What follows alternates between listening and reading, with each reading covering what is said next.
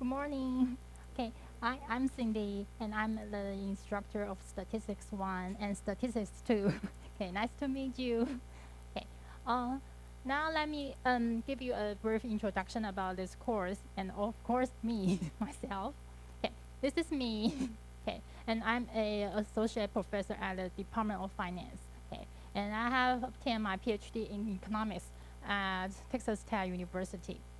And the courses I'm teaching for this semester include Statistics 1, okay, for IUBM, and Financial Market, okay. Money and Banking, I'll be teaching that in the next semester, okay. And Economics for General Education, okay. What happened? Okay. And the research areas include international finance, international economics, and time series. Okay. And you can write me email at cmo@cycu.edu.tw. Okay. Okay. So for my class schedule this semester, okay, this morning, Tuesday, okay, and my economics class is Tuesday afternoon. Okay, and Wednesday afternoon and Thursday morning, I'll be teaching financial market and money and banking. Okay, and I have an office hour. Okay, Thursday afternoon from 1:30 to, oh sorry, 4:30. Okay, I have a typo here. Okay, and my office is in this floor. Okay, the same floor. Okay, business building, room 404C. Okay, any questions about myself? Okay. Okay, so about this course, thank you, Michael, for asking about the textbook. This is the one we are using. Okay, Statistics for Business and Economics. Okay, written by Anderson et al. Okay, 14th edition. Okay, and for about this course, we can obtain 3 credit hours after we pass the course. Okay, the credit hours is 3, and the class location. Okay, management for 3. Okay, Tuesday, every Tuesday morning from 9:10 to 12 o'clock p.m. Okay, and for your discussion, the TA class. Okay, unfortunately, we haven't found a TA for you for the class because of their schedule. They have class, okay, on Friday morning. We are still looking for. Okay, once we found out, we will let you know. Okay. Anyway, the discussion location and time. Okay. The location is management for 2A. Okay, I think that's a class. Okay, on Friday morning. Okay, and this is the textbook. Okay. Okay, so they are written by Anderson. Okay, published in 2019. Okay, 14th edition.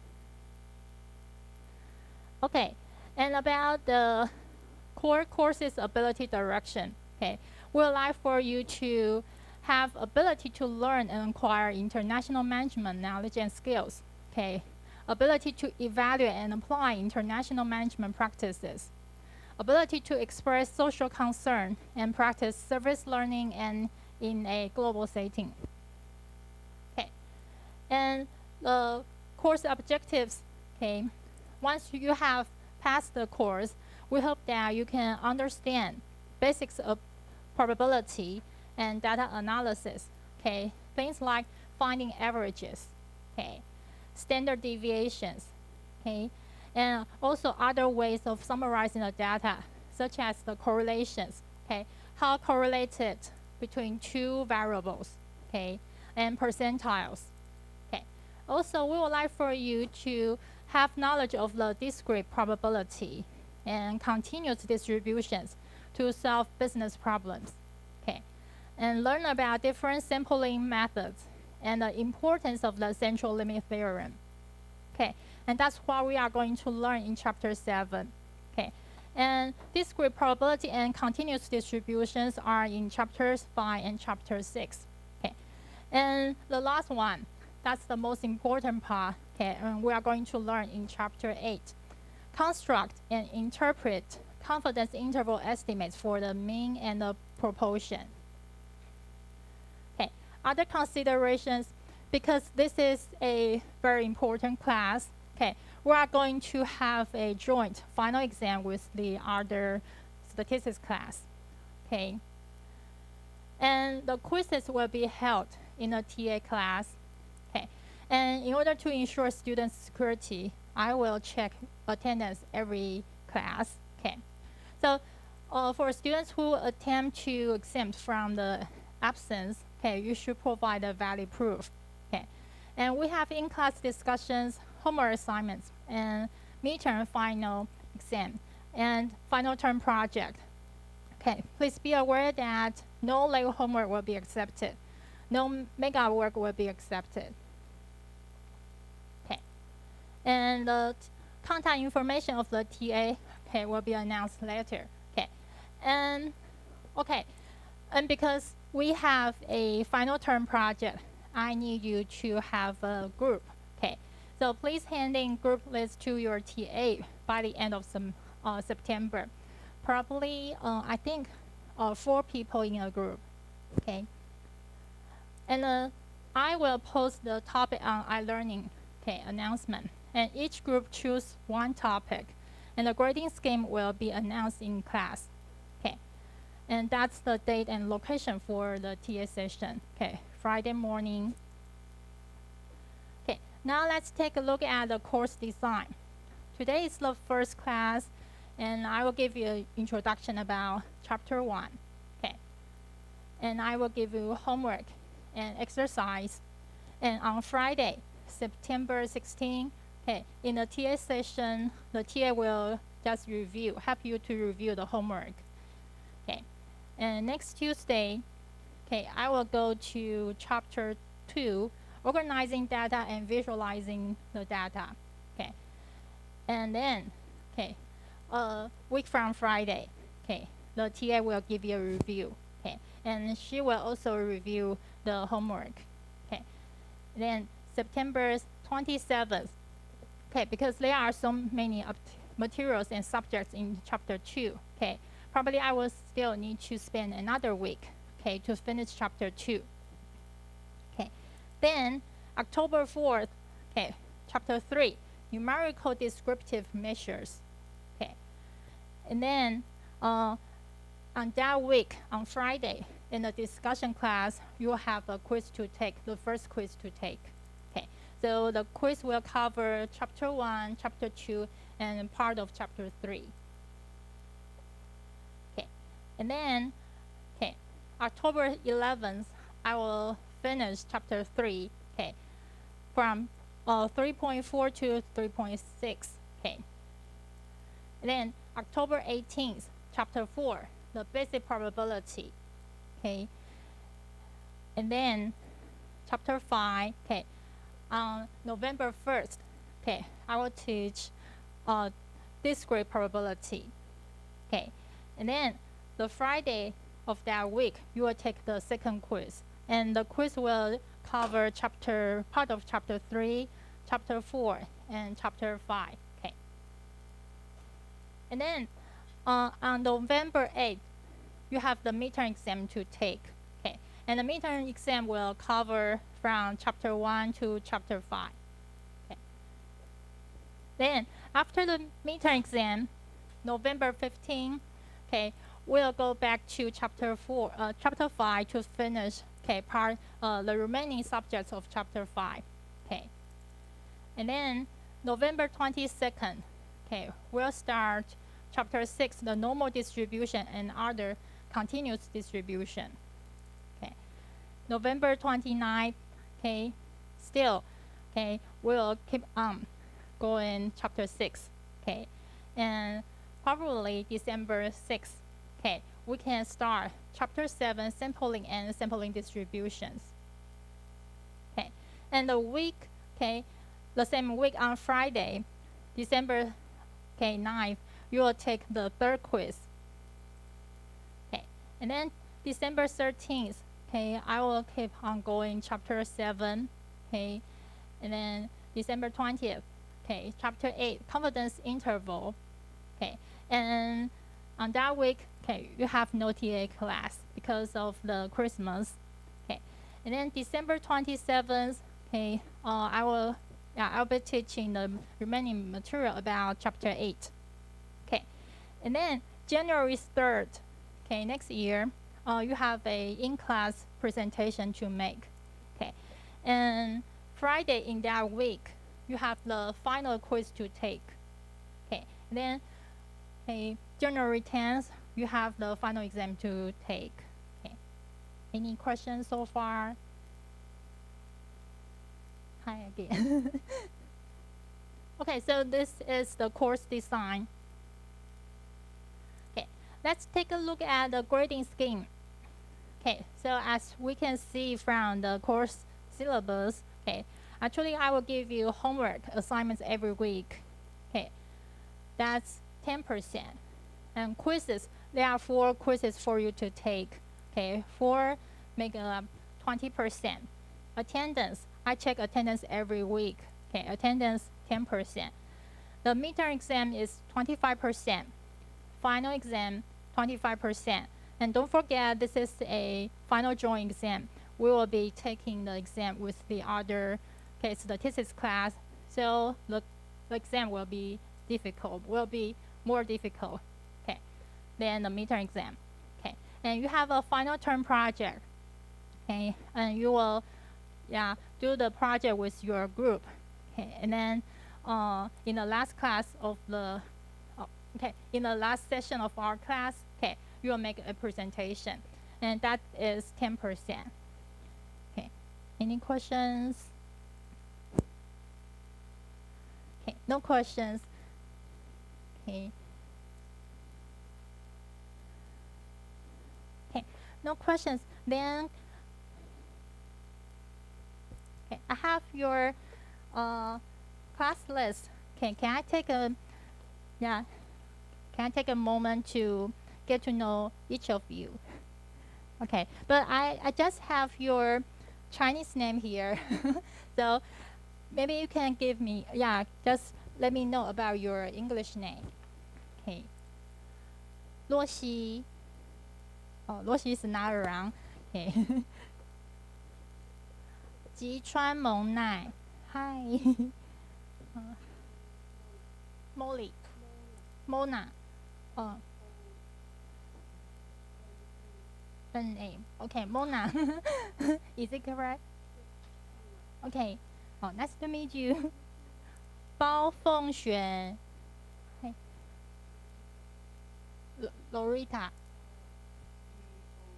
Oh. Would you like to write it down here?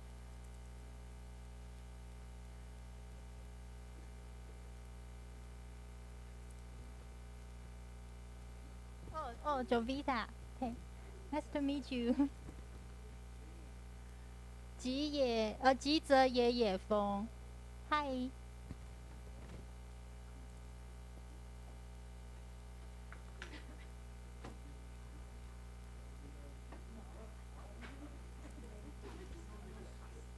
Oh, Nonoka. Nice to meet you. Oh, 和田彩爱. Oh, okay, okay. 艾琳张爱玲. Hi.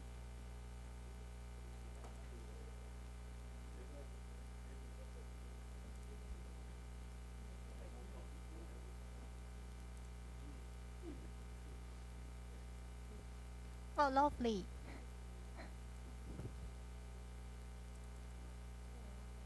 内田想四.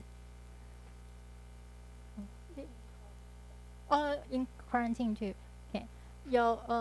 拥有侧大. Hi.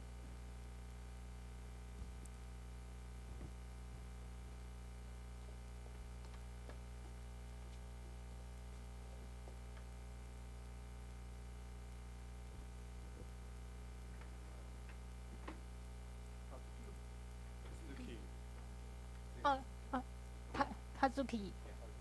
Kazuki. Zuki. Oh, he doesn't seem to like Zuki. Kazuki. Nice to meet you. 艾迪恩. Oh, hi.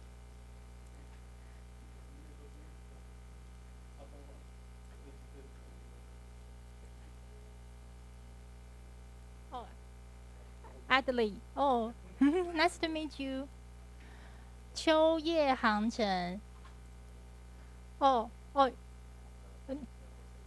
oh, he's not here. Oh, oh, in Japan. Oh, oh, oh. Okay. 谢思成. Oh, Jordan.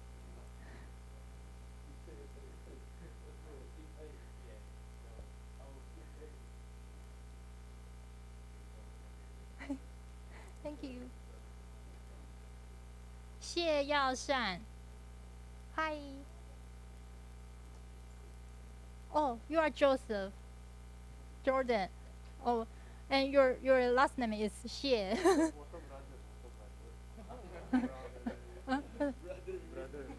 Render.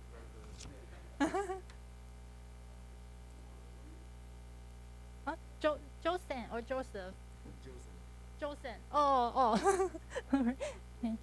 艾伟文. Oh, Michael, right?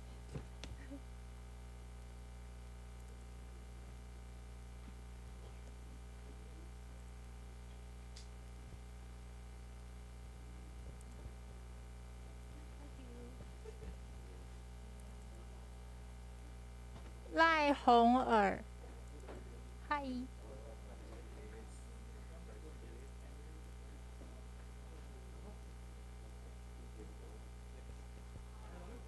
Oh, Ivan. Ivan. 蔡耀威. Hi.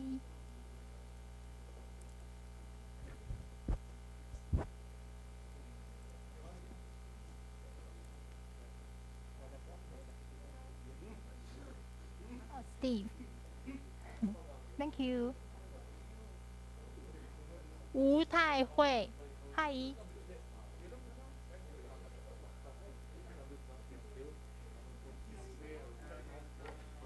Oh, Ferran. Ferran. Oh, nice to meet you. 庄庆红. 庄庆红. Oh, he's no longer in the class. Oh, you don't know. So, is he still in his hometown? Oh, you don't know. Oh, so you've never seen him?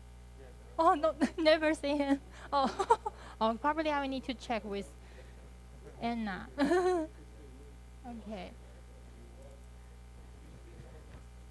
And Cynthia, right? Oh, Cynthia, could you please write down your student ID or your name here?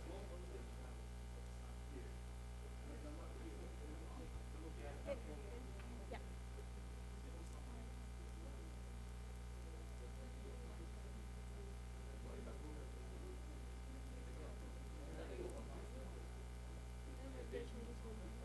Oh, okay.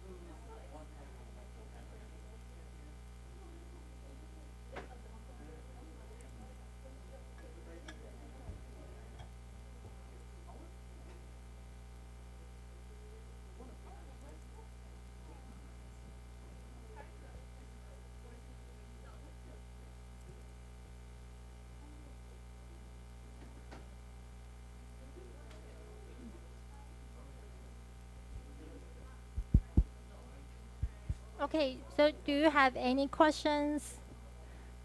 Any questions?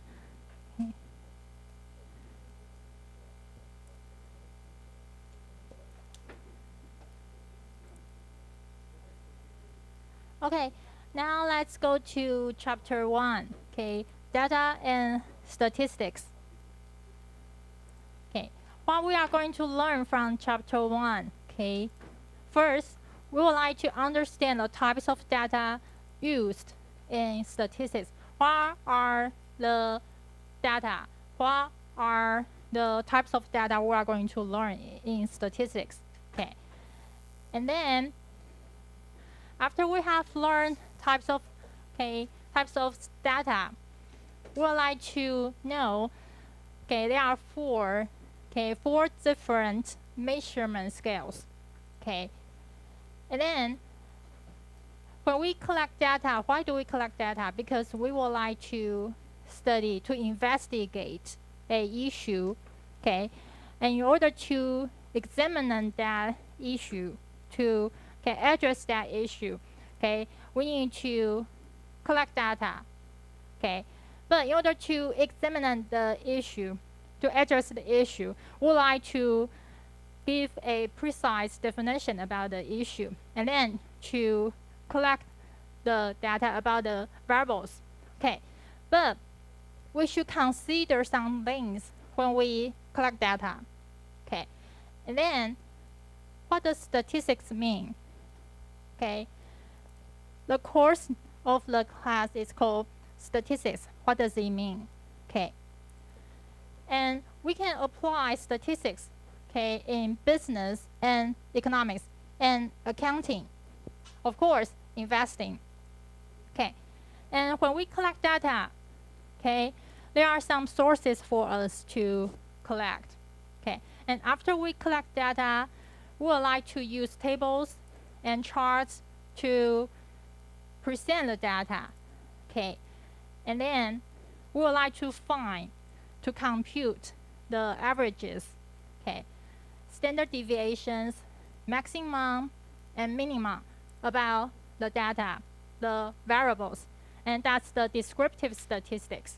Okay, and then we would like to, from the descriptive statistics to have statistical inference. Okay, and then we do analysis, on statistics. Okay, these are, the important subjects we are going to learn in chapter 1. Okay, first data, and then types of data. Okay, the measurement scales. Okay, and when we collect the data, we need to be aware of some things that we should be considering. Okay, and then we can apply statistics in business, investment, accounting, economics. Okay, and then we would like to provide descriptive statistics for the variables.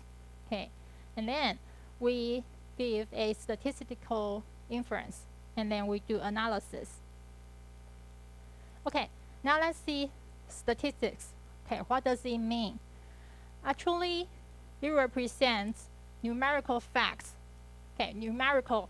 What does numerical mean? Anything? Yeah, anything related to numbers.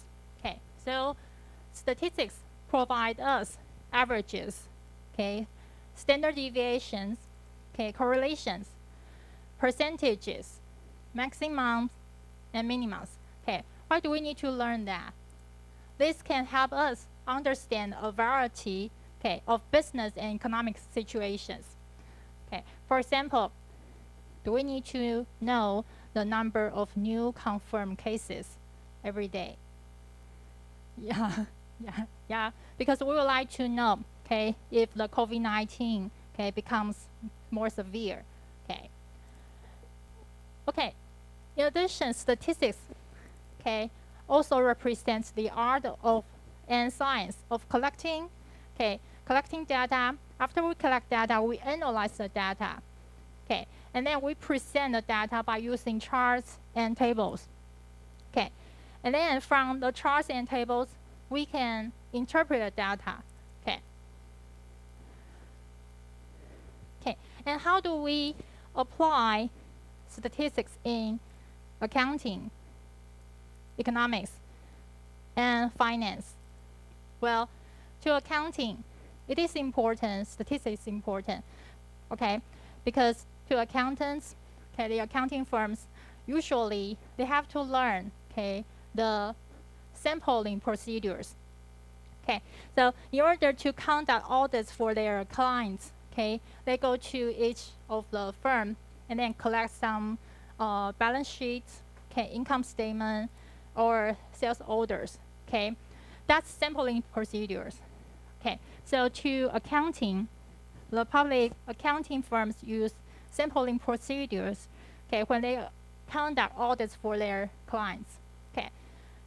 Economics, okay, statistics is important because economists, okay, use information in making forecasts, okay.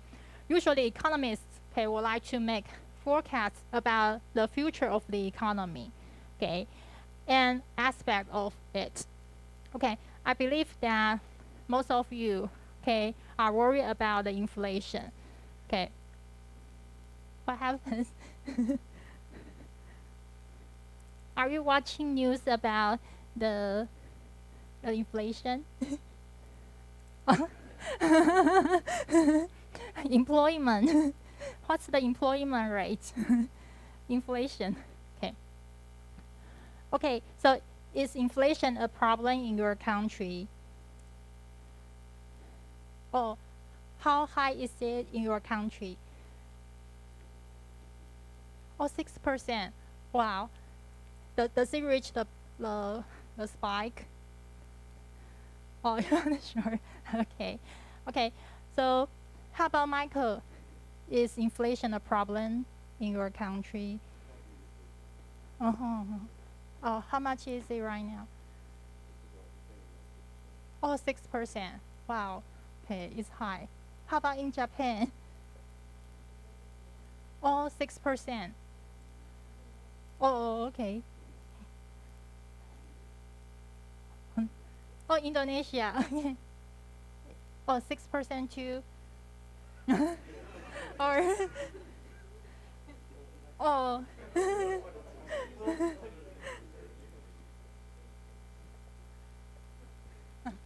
Oh, I mean the inflation rate in your country. Oh, you know. Okay, how about the economic growth rate? Economic growth rate. Okay, so if you have learned economics, okay, in the year of freshman, then you know that inflation is a problem, okay, because when inflation rate is high,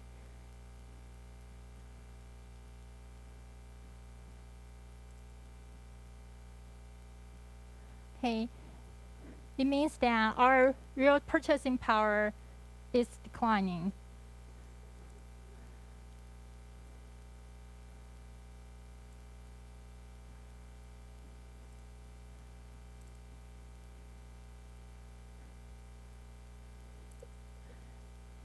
Okay, and what else?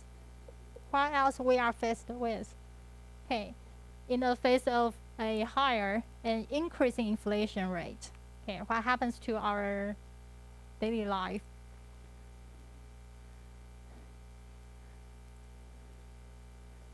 Oh yeah.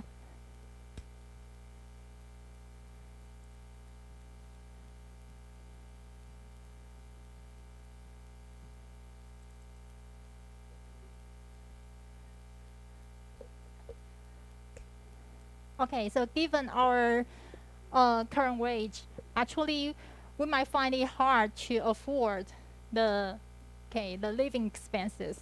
Yeah. Okay. What else?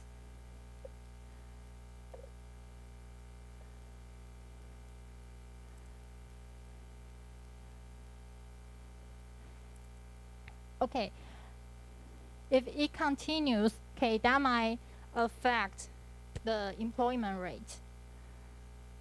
okay, because firms find it hard to hire workers, okay, then some workers might have no jobs.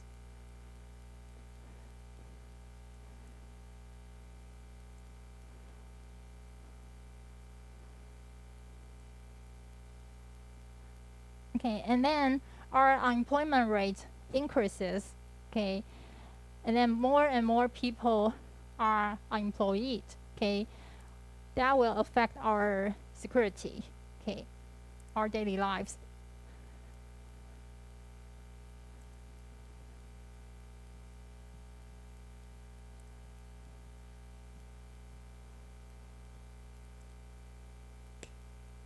Okay, so this is the problem of inflation rate, okay.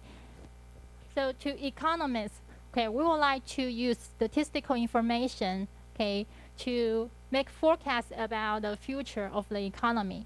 And inflation rate is part of the economy, okay. So of course, we would like to forecast, okay, to see if the inflation rate will keep increasing, or can we stabilize it, or can we, okay, just make it down.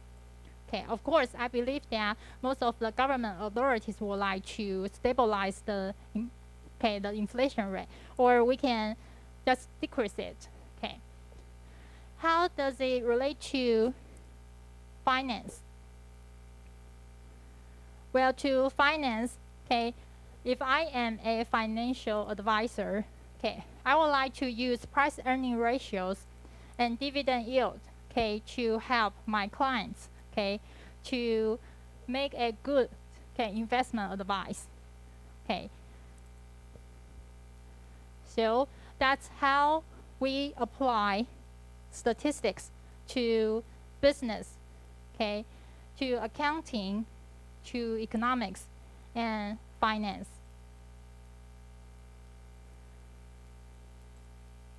Okay, and when we use the statistical information, we would like to have business objectives. Okay, for example, now we have a new television advertisement. We would like to know, okay, if it is effective in the market. Okay, and then we can use statistical information to assess the effectiveness of this, okay, new TV advertisement.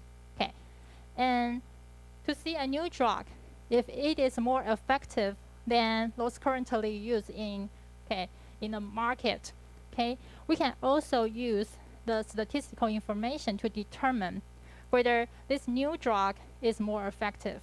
Okay, and then speaking in accounting, okay, we can use statistical information to determine whether a firm is in compliance with generally accepted accounting principles.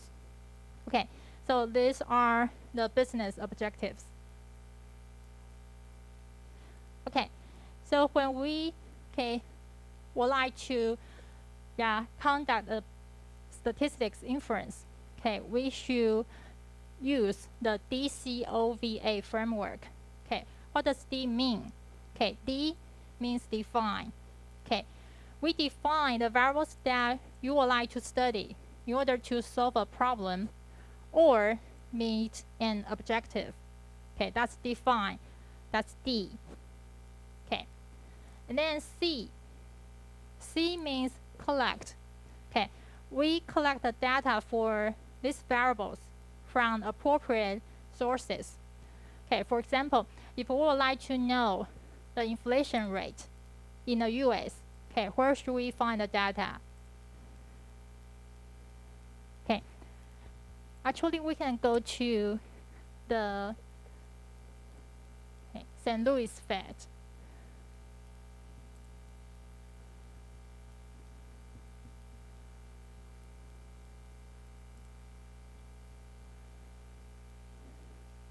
Okay, we can go to St. Louis Fed, okay, Federal Reserve, okay, and the website of St. Louis Fed provide information about the macroeconomics data, such as the inflation rate, okay, the monetary stocks, okay, the GDP, okay, and anything about the macroeconomics data.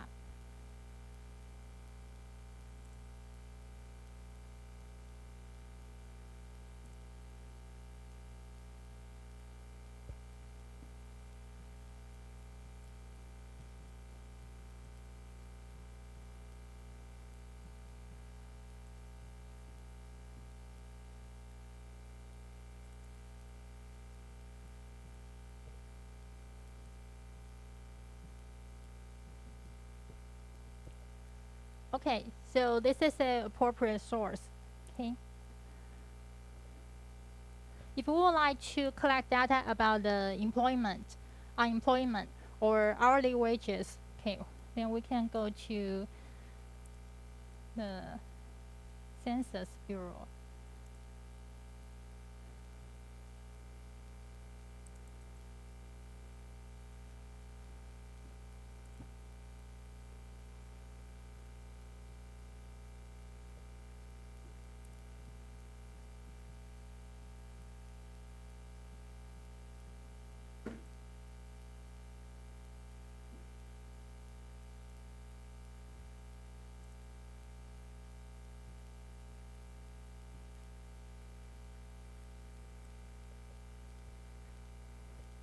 Okay, and if we would like to know about the number of cases, okay, the number of the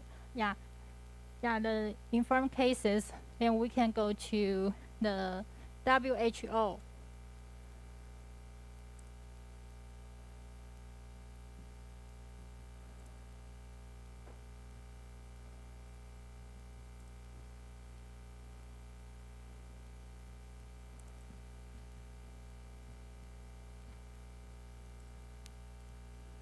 Okay, a number of confirmed cases, and some country, okay, some government authorities also look at the number of confirmed cases per million population. Okay, that's the infection rate.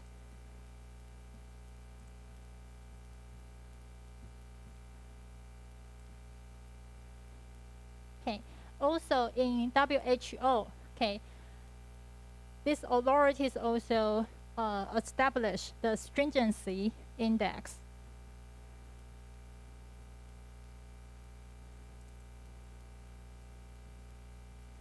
Okay, so this index just measure, okay, how each government authority, okay, is so serious about the COVID-19, okay, and if the COVID-19 becomes so severe, then the government might need to close the borders, okay, and also, okay, maybe we have to stop some international business, okay. Okay, so that's about collect. We collect data for those variables, okay. Why do we need to collect data for the variables? Because the variables, okay, these are the variables that you want to study in order to solve a problem or to meet an objective. For example, you would like to know about the effect of COVID-19 on a country's economy, or the effect of the COVID-19. Okay, how does it affect the stock market or the bond market or the exchange rates? Okay, so define is important. Okay, we want to have a precise definition, okay, in order to solve a problem or to study an issue. And then we define the variables, okay. And then after we define the variables, we collect data for those variables from appropriate sources. Okay, after that, we organize the data.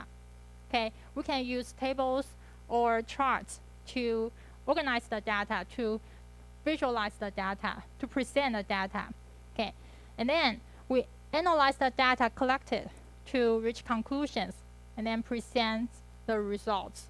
Okay, for example, we would like to know if the inflation rate is stabilized.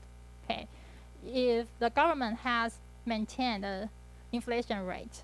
Okay, if the government does a good job, okay, to maintain the inflation rate, or because of the policy, is our economy, okay, in a good shape, in a good condition.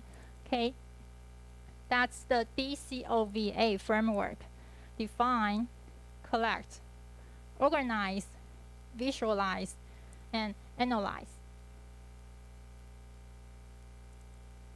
Okay, so we define the variables that you want to study in order to solve a problem or meet an objective. Okay, so an operational, or you say that an effective definition, is clear and precise statement that provides a common understanding of the meaning. Okay, So if I would like to study about the economy, okay, the country's economic condition, okay, what does that mean? What does a economic condition mean? Okay, it means that the economy is in a good condition, but how good is that? Okay, so should we collect the GDP data to see if the GDP is growing? Okay, so how do we define the the situation? How do we define the address to the something that you would like to study? Okay, that's important.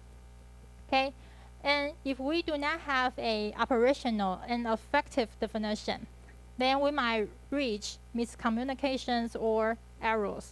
Okay, so arriving at operational definitions, okay, is a key part of the step of define DCOVA. Okay, now let's take a look at data. Okay, what does data mean? Okay, so data are the facts and figures. Okay, after we collect, analyze, and summarize for presentation and interpretation. Okay, so for example, if we collect some data about the infection cases,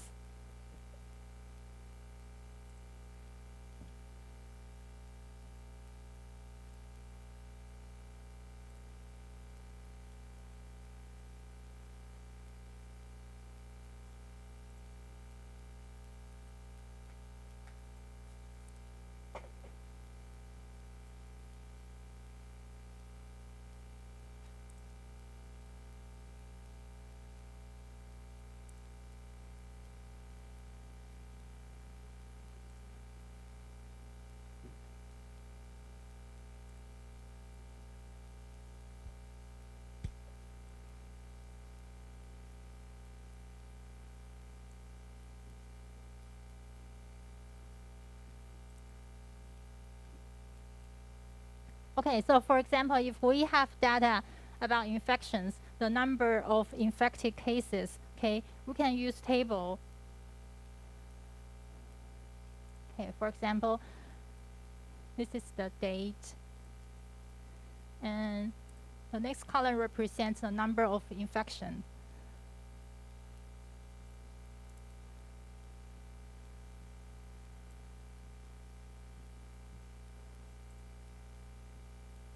Okay, so that's January of 2022. Okay, what's the number of infection cases, okay, in Japan? Okay, and what's that in February? Okay, in March. Okay, we can use the tables, okay, to present the data of the variables. Okay, or we can use the figures, the charts. Okay, for example, okay, this axis represents the number of cases.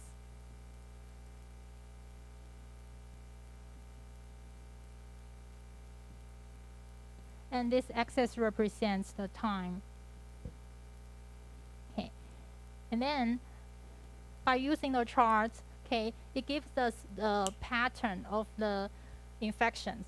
Okay, then the government authorities can use the tables or the charts to determine, okay, whether they should adopt a more serious policy, okay, to take care of the COVID-19, or whether the Japanese government should have a more relaxed policy to take care of the COVID-19.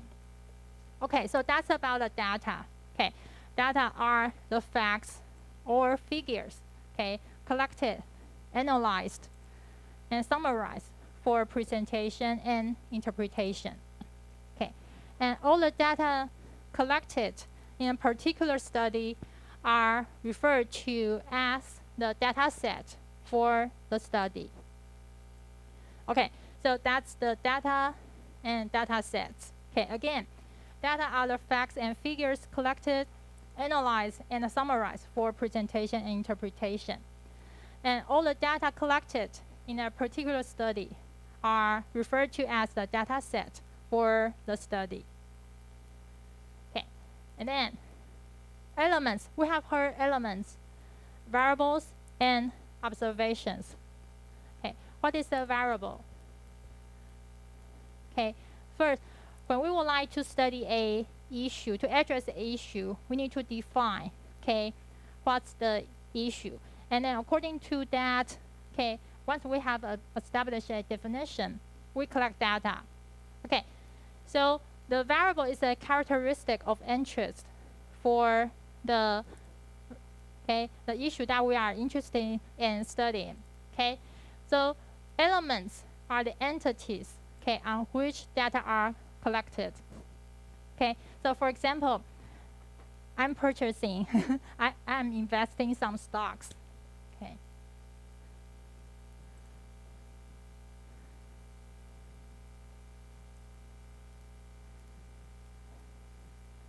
Okay, so me, because I'm investing, and I would like to know, okay, under this economic situation, okay, what is a good portfolio? Okay, so if this is my investment portfolio, what are the stocks that I should put in my portfolio? Okay. Okay, so maybe part of the portfolio should go to, okay, like the Starbucks.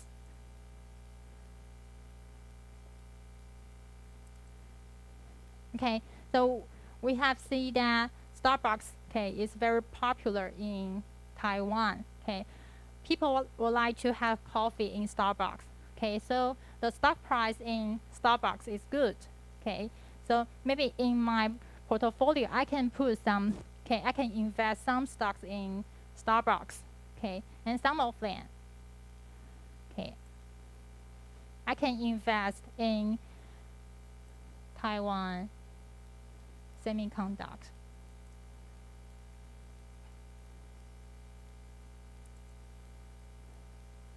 And some of them, okay, I can invest in some food industry.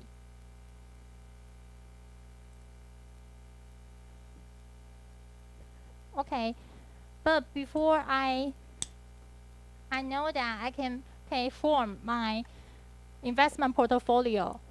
Okay, what should I do? I should look at the price earning ratios, okay, or the dividend yield of these stocks.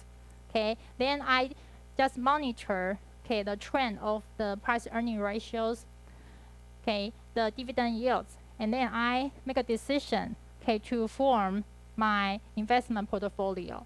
Okay, so that's important. Okay, that relates to the elements. Okay, for example, I would like to study to invest in Taiwan Semiconductor. Okay, that's one of the elements. Okay, in my investment portfolio. Okay, Starbucks and or the food industry. Okay, so these are the elements. Elements are the entities on which data are collected. Okay.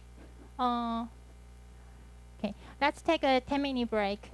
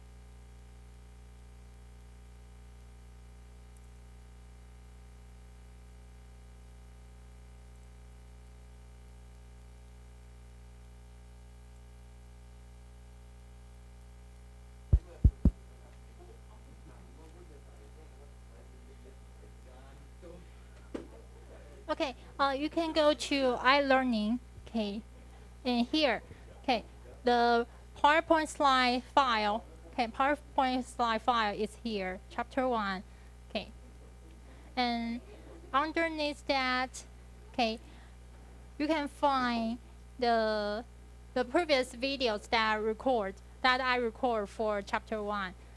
Okay.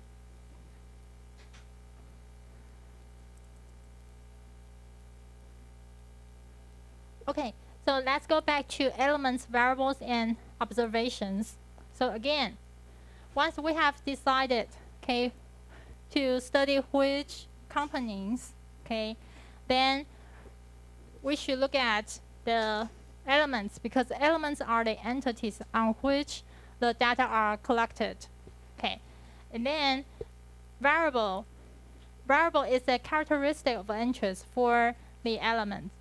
Okay, for example, if we would like to look at the price earning ratio for Starbucks, okay, then we go to the website of Starbucks, okay, to study the price earning ratios or dividend yields. Okay, that's elements and variable. Okay, and then the set of measurements obtained from the particular element is called observation. For example, if we collect data about the price earning ratio, okay, the closing price, okay, about the dividend yield for Starbucks, then this is called observation. Okay.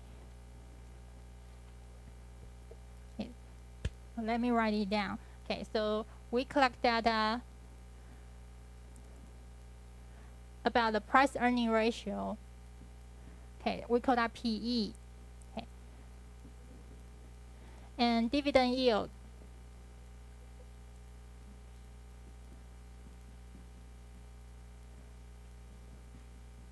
The closing price. Okay, closing price per share. Okay, so this is called element. Okay, this is called element. Starbucks represents the entities that we collect data from. This is element. And the data about PE ratio, dividend yield, and closing price per share, this is observation. Okay, the whole thing. Okay, the data for price earning ratio, dividend yield, and closing price per share. Okay, the whole thing represents the observation for Starbucks. Okay. And the data set with n elements contains n observations.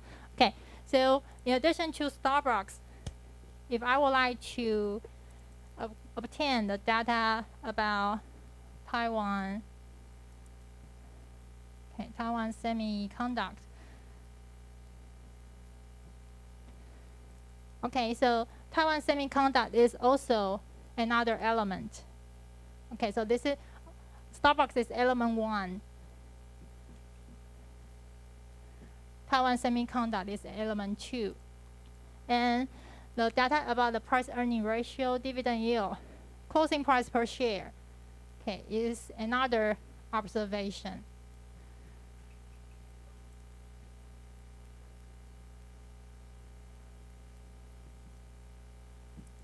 Okay, so if in this data set, okay, I just look at Starbucks and Taiwan Semiconductor, then there are 2 elements, okay? And for each of the elements, I collect P/E ratio, dividend, closing price per share, okay, for each of the element. Then 2 elements, 2 observations, okay? So that's why we said a data set with n elements contains n observations. Okay, so again, in this data set, there are 2 elements, okay, 2 observations.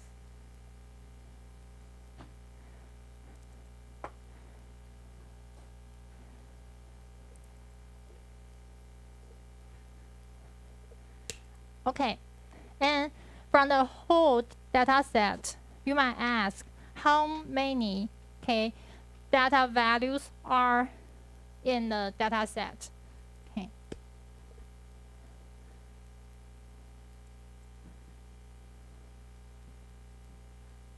Okay, so there are two elements, Starbucks and Taiwan Semiconductor, and for each of the firms, we collect data about price earning ratio, dividend yield, closing price. So there are three variables. Three variables. Price earning ratio is variable 1. Dividend yield is variable 2. Closing price per share, variable 3. Three variables for each of the company. So that makes our data values 2 times 3. So there are 6 data values.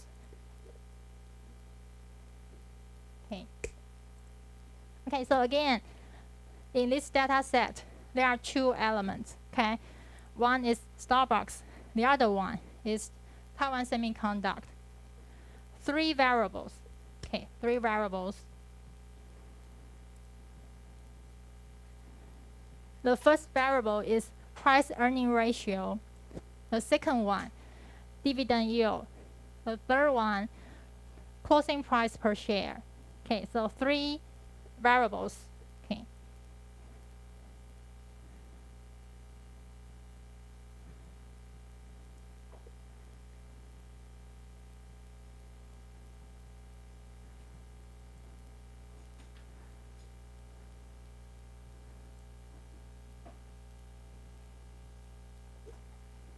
And for each of the elements, we collect pieces of data. The first one is price earning ratio. The second one is dividend yield. The third one is closing price. So that makes our data set 2 multiplied by 3. That's 6. There are 6 data values.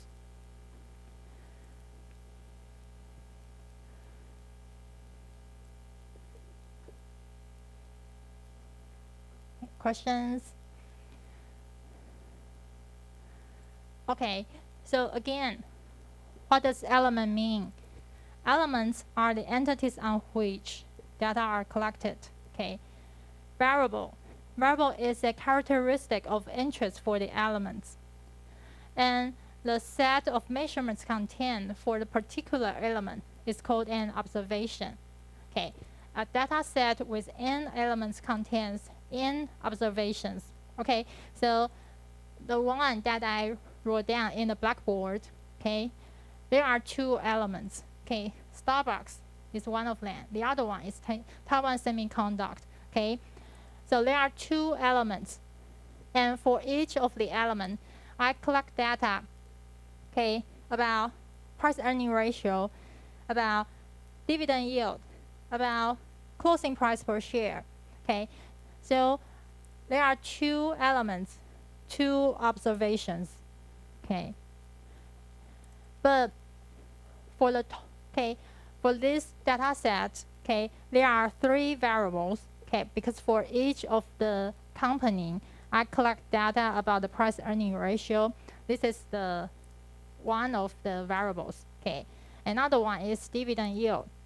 The third one is closing price per share. So there are 3 variables.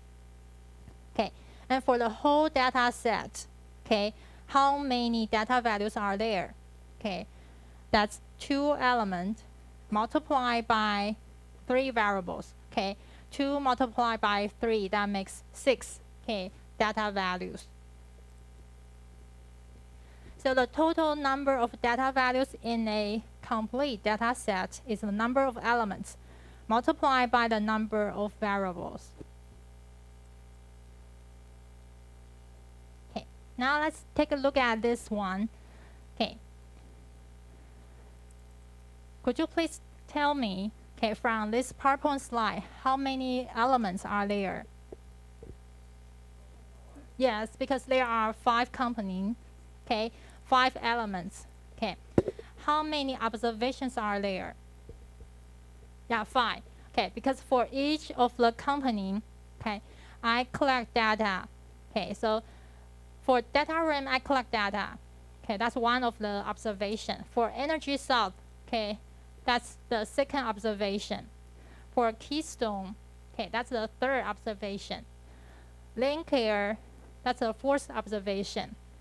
Okay, Cyclomatics, that's the fifth observation. Okay, so this data set, okay, provides us 5 elements, 5 observations. Okay, how many variables are there? Yeah, first one is stock exchange. Okay, data RAM is listed in NASDAQ. Energy South, okay, it is not listed in NASDAQ. Okay, Keystone is listed in Taiwan. Okay, Lincare is listed in NASDAQ. Okay, Cyclomatics, okay, it was not listed in NASDAQ, but now it is listed in NASDAQ. Okay, so that's the first variable. The second variable, we care about the annual sales for each of the companies. Okay, the third one is the earnings per share. Okay, so there are 3 variables, 5 elements. That makes our data values 15. Okay, we multiply 5 by 3. Okay, so there are 15 data values. Okay, questions? Okay, let's take a look at the end of chapter questions.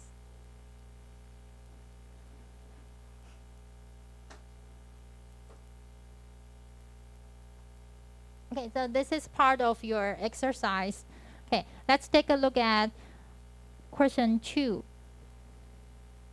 Okay, tablet PC comparison provides a wide variety of information about tablet computers. The company's website enables consumers to easily compare different tables using factors such as cost, type of operating system, display size, battery life, and CPU manufacturer. A sample of 10 tablet computers is shown in table 1.6. Okay, now let's take a look at question 2.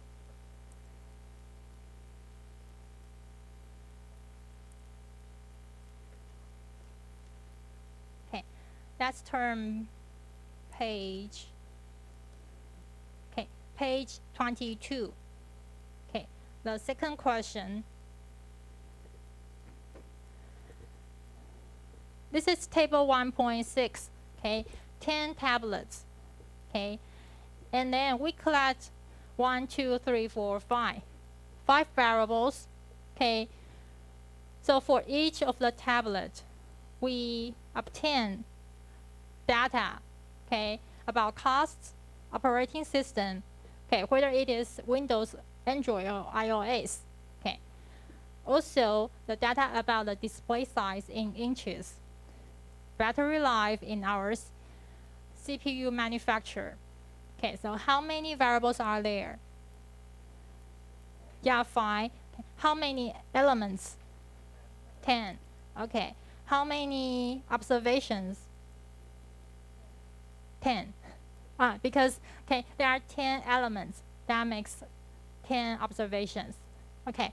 How many data values are there?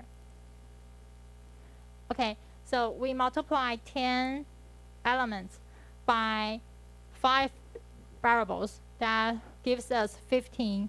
Okay, 50. Okay, so let's see. The first question, how many elements are in this data set? 10. Because this table provides us 10 tablets. Okay. How many variables are in this data set? 5 variables. Okay, cost, operating system, display size, battery life, CPU manufacturer. Okay, which variables are categorical? Which variables are quantitative?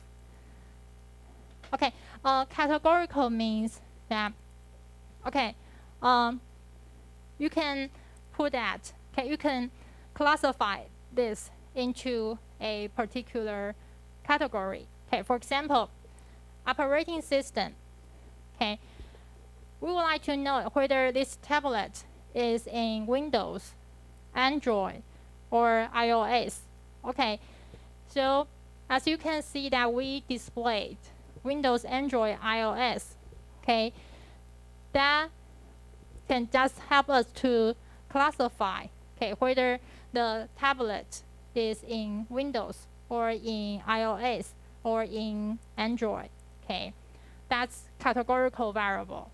But cost, okay, you can see that Acer is $599, Amazon $299, Apple iPad 4 $499. Okay, cost, this variable is numeric. Okay, display size, okay, so each of the tablets has different display size. Okay, this is numerical variable. Battery life, each of the tablets has different battery lives. This is also numerical variable. Okay, how about CPU manufacturer?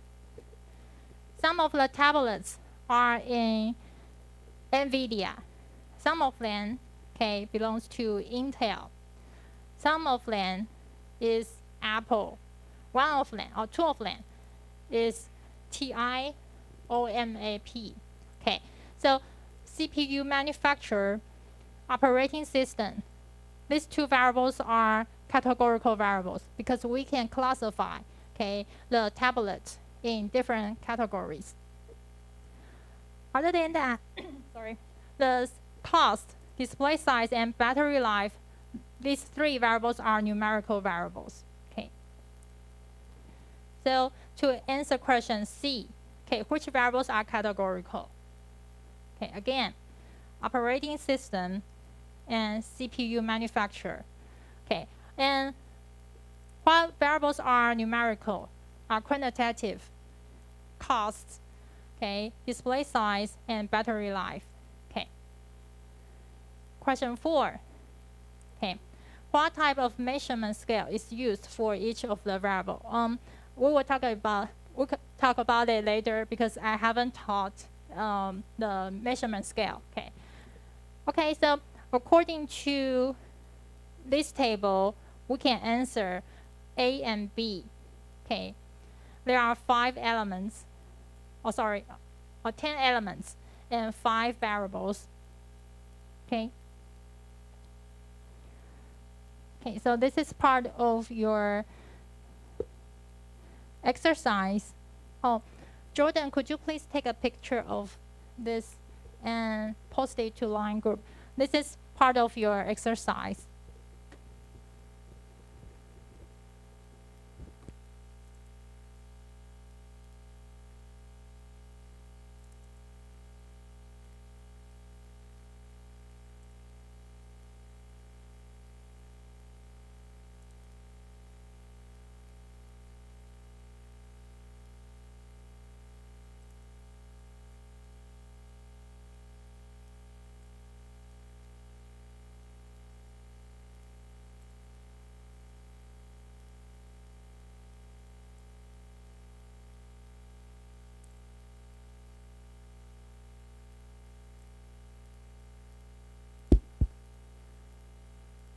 Okay, so now we have learned data sets, elements, variables, observations, and data values. Okay. Now let's see the scales of measurement. Okay, actually once we have obtained the data, first, okay, there are 2 types of data. One of them is quantitative.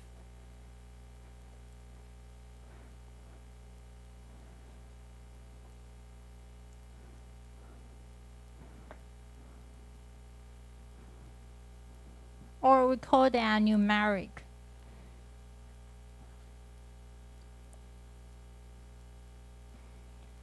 Okay, and the other one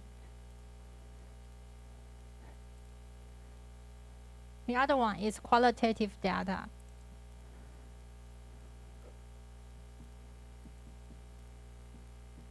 Okay, we can call that categorical.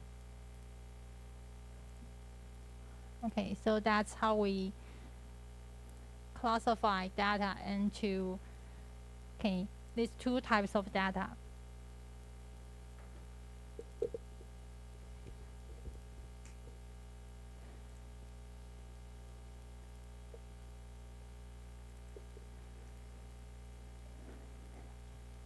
Okay, and then we would like to know if the data we are collecting is it ordinal, is it nominal,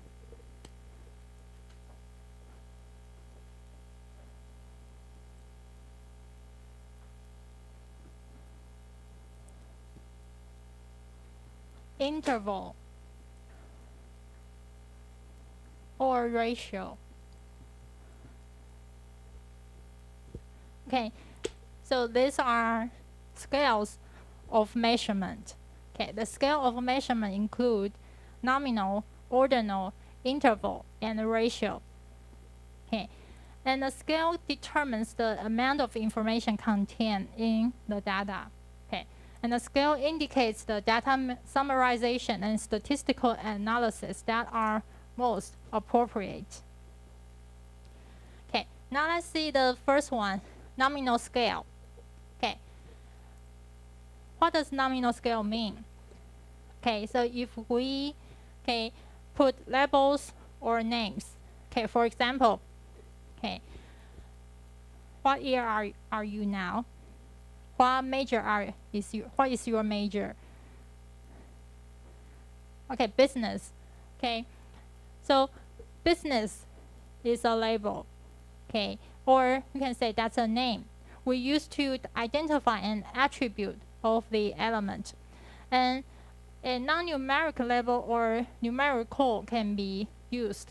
For example, students of a university are classified by the school in which they are enrolled using a non-numeric label such as business, humanities, education, or linguistics, and so on.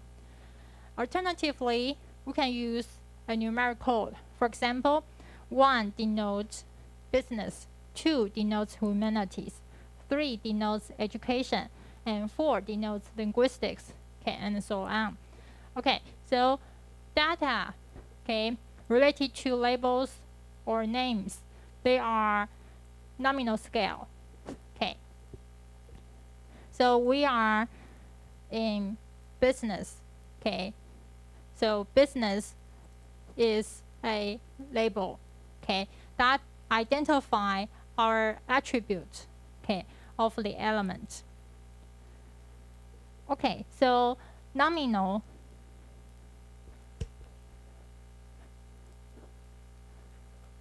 scale could be labels or names. Okay, we can use labels or name or numeric code.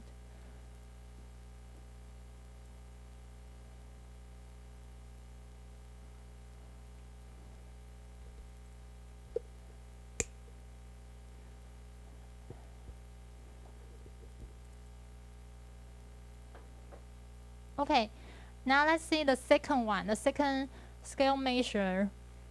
Okay, we call that ordinal scale. Okay, in ordinal scale, we see the order or rank of the data. For example, our first year in the university is freshman. Okay, the second year is, what's that? Okay, the second year is sophomore. Third year, junior. Fourth year, senior. Okay, so we can see the rank. Okay. In addition, we can use numeric code. For example, 1 denotes freshman, 2 denotes sophomore, 3 junior, 4 senior. Okay, that's ordinal.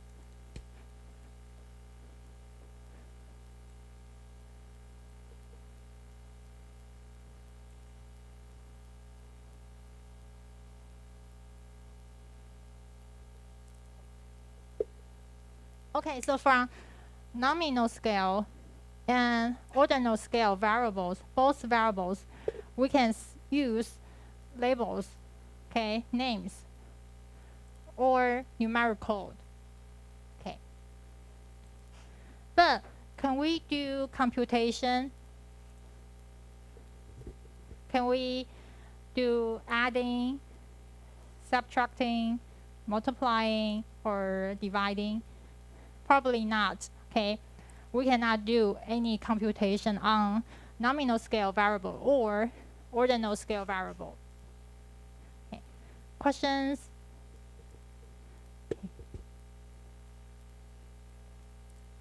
Okay, so scales of measurement is on page 5. Okay, so far we have talked about the nominal and ordinal scale. Okay, let's turn page 7. Page 7. Okay, interval scale. That's the third one. Okay, the interval scale, okay, have the properties of ordinal data, and the interval between observations is expressed in terms of a fixed unit of measurement.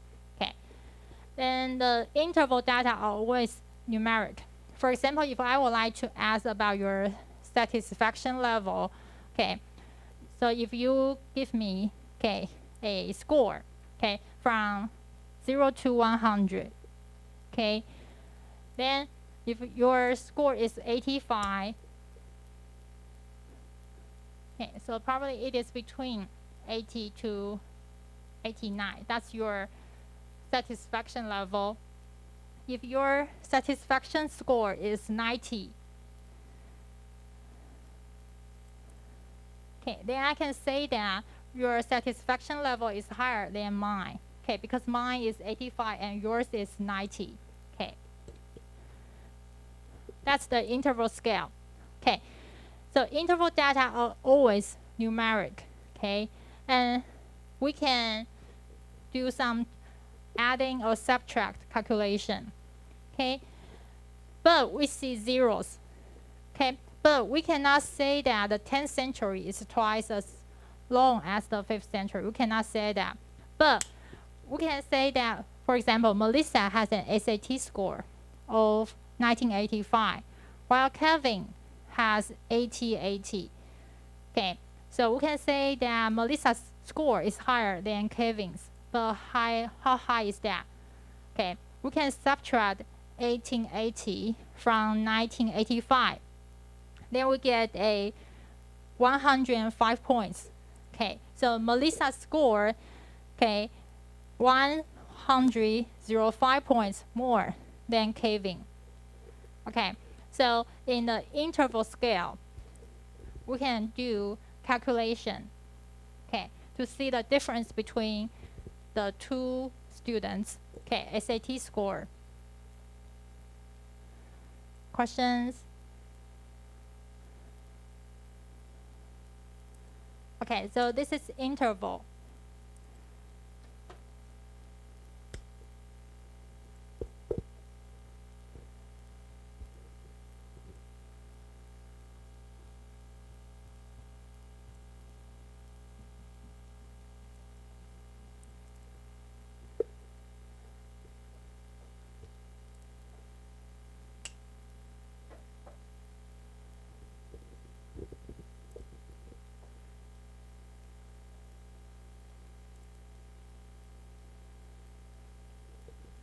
The last one, ratio.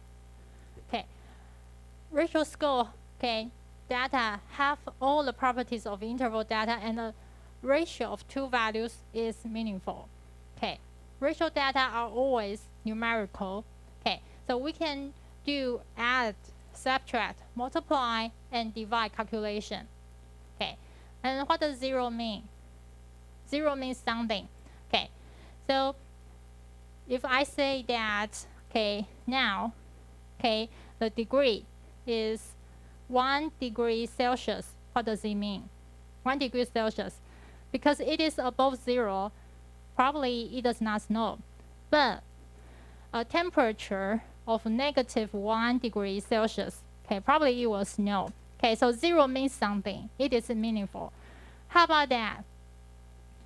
If you go to an automobile and you would like to have a part, okay, the tune-up cost, okay, so the tune-up cost of an automobile, if it is 0, what does it mean? Okay, it means that the automobile has no cost and is free. Okay, so 0 value in ratio scale, it means something. It is meaningful. Okay, so we can use the ratio scale variable to do calculation. For example, the price of a book at the retail store is $200. Okay, the same book, but if it is sold online, it is $100. Okay, so if you are a student, where would you like to purchase the book? Probably you will choose online because the price is cheaper. How much cheaper? $100 cheaper. Okay, or we can say that the retail stores charge twice the online store.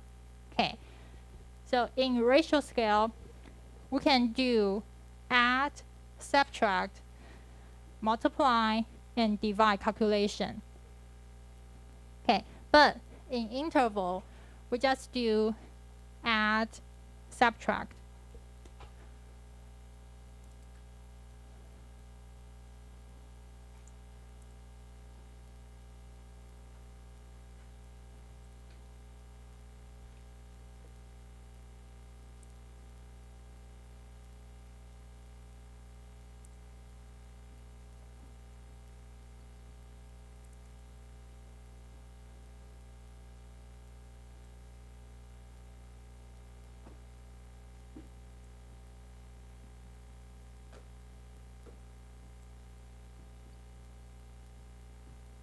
Okay. In interval, we do calculation of add and subtract. Okay. In ratio, we can do add, subtract, multiply, and divide. But for the first two, nominal or ordinal, we cannot do any calculations.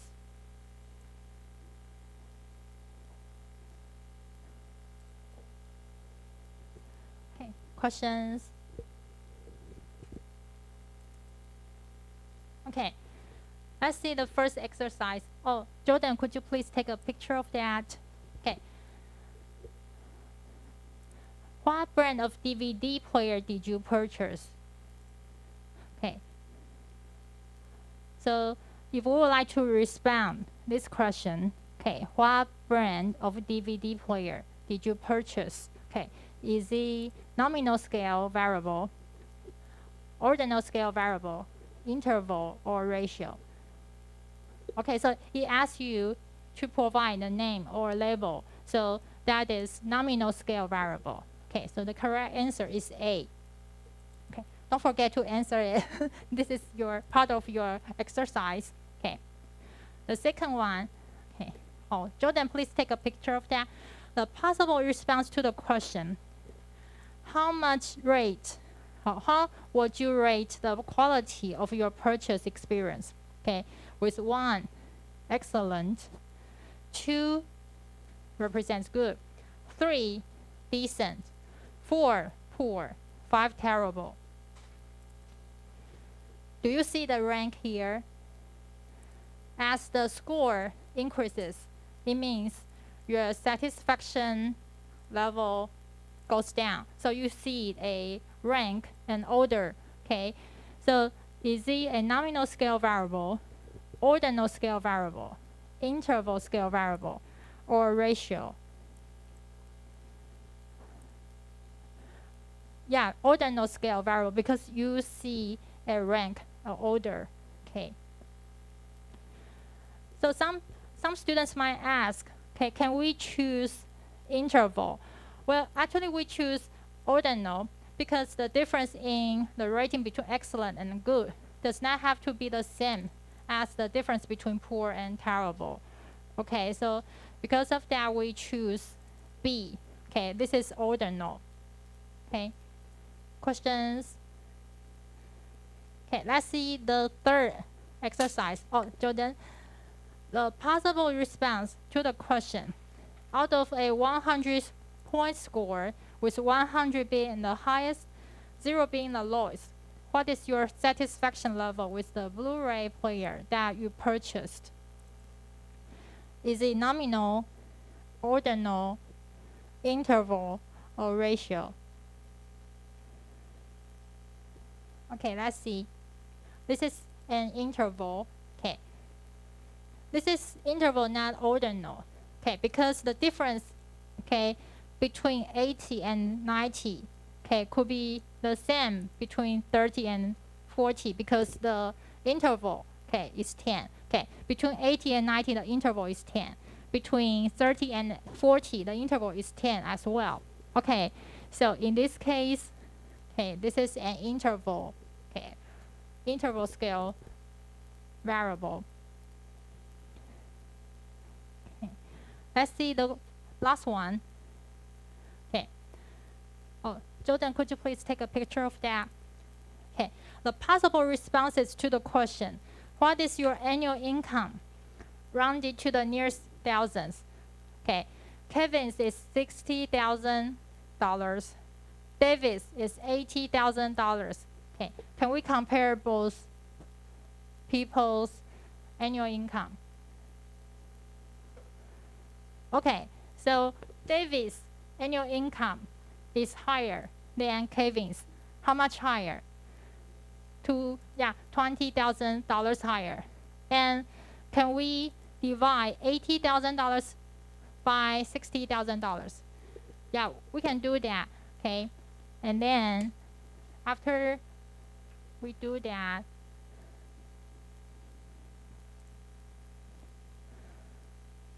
so probably it is okay. And after we do that, we can say David's annual income is about 1.33. Okay, it is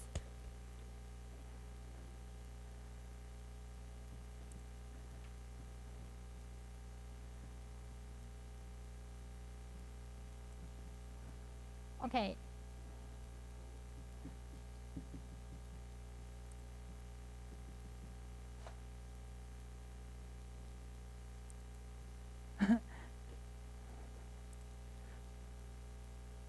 Yeah.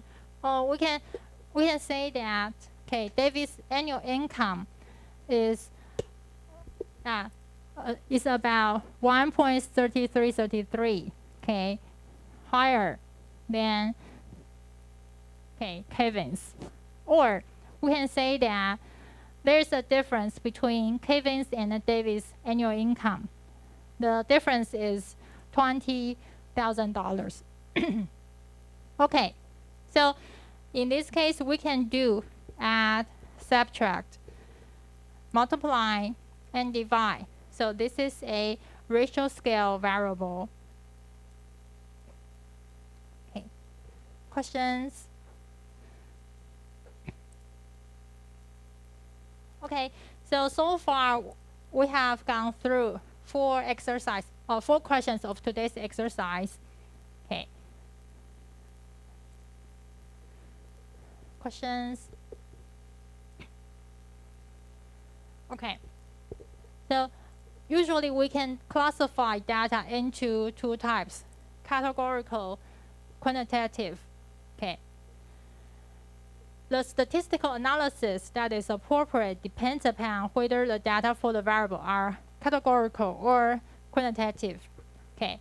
But when the data are quantitative, there are more alternatives for statistical analysis.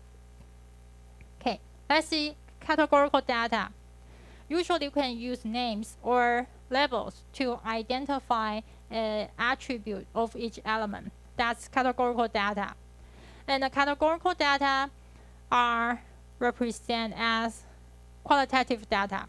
Okay, we can use either nominal or ordinal scale of measurement. Okay, we can use non-numeric. We can use names or labels, or we can use numeric code. Okay, appropriate statistical analysis are rather limited. That's categorical data. Okay. Alternatively, quantitative data. Okay. The quantitative data, okay, indicate how many, how much. Okay. So quantitative data are always numeric. Okay. Ordinary arithmetic operations are meaningful for quantitative data. So this is important. Data, okay, we classify data into two types, categorical, quantitative, okay. Quantitative data are always numeric, but categorical data could be non-numeric. It could be numeric as well, okay. For quantitative data, we use interval scale, okay, variable or ratio scale variable. For categorical data, if we use label or name, that's non-numeric, okay? And then we use nominal or ordinal. For for numeric, we can use nominal, ordinal, okay? Questions? Okay, so these are the scales of measurement. Important, important. Questions? Okay, so now let's go to the iLearning.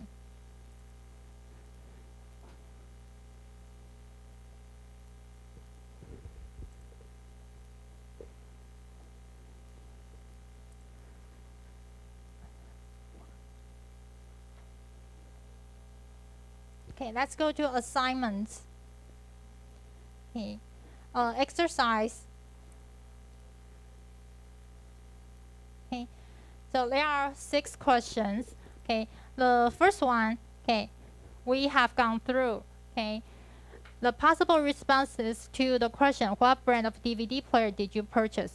Okay, the correct answer is nominal. Okay, don't forget to choose A.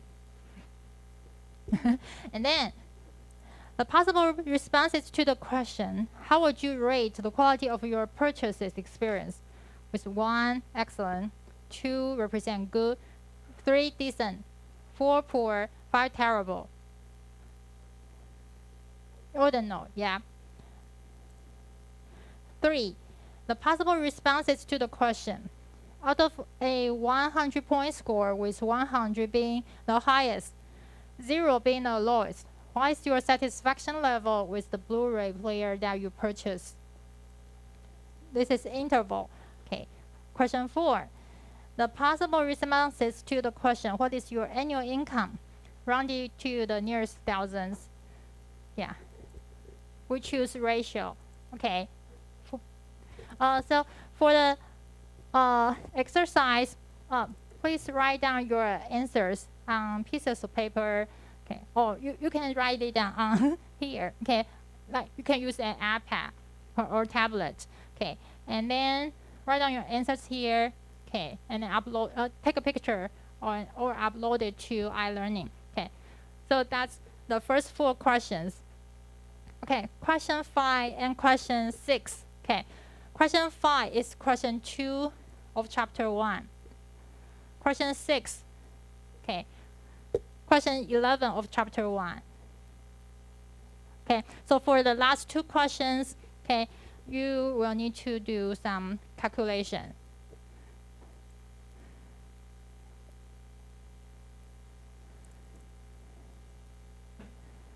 Okay, so that's exercise.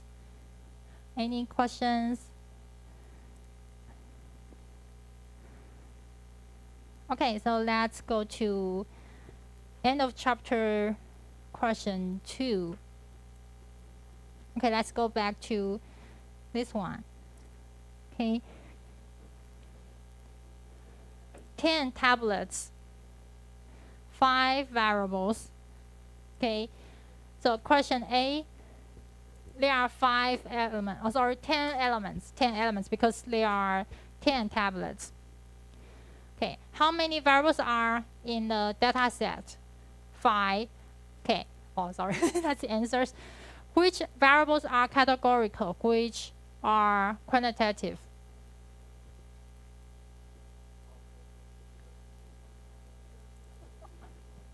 Yes. Okay. Both operating system and the CPU manufacturer are categorical variables. Okay. The other, such as cost, display size, and battery life, okay, are numeric, are quantitative data. Okay. Okay. Then question D. What type of measurement scale is used for each of the variable? Okay. Cost. Is it nominal, ordinal, interval, or ratio? Cost.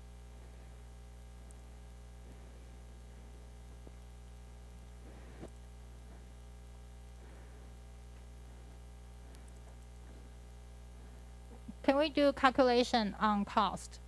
Yeah, we can compare Acer and Acer's cost to Amazon. Okay, so we can do calculations such as add, subtract. Can we do divide, multiply?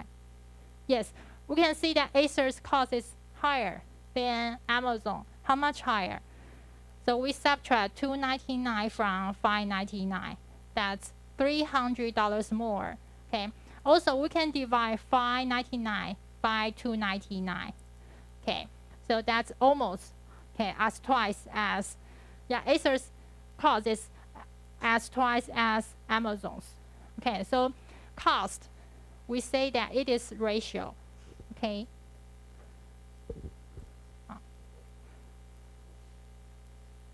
Okay, let me write it down here. So cost is ratio.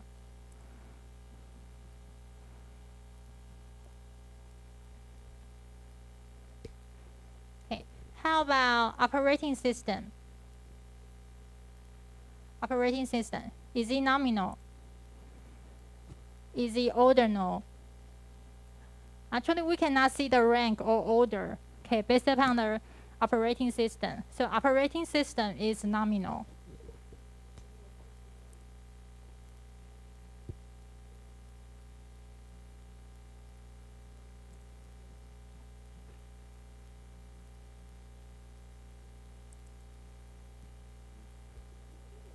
Okay. How about display size? Display size.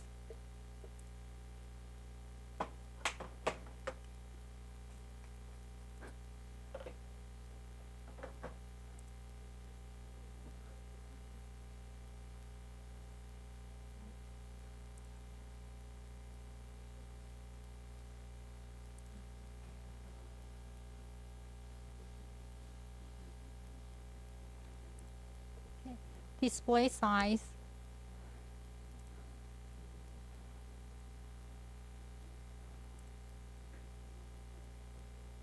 Okay. Yes.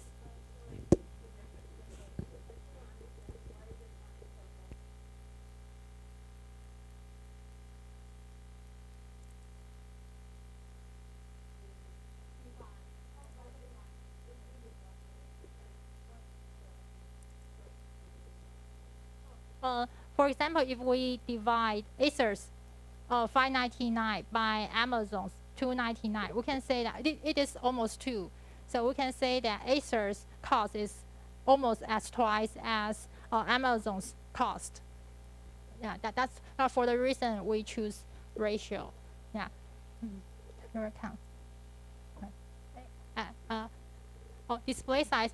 Yeah, can we do calculation? Yeah. So can we compare Acer's to Amazon's? Yeah. So we can see that Acer's is bigger than Amazon's, but how much bigger?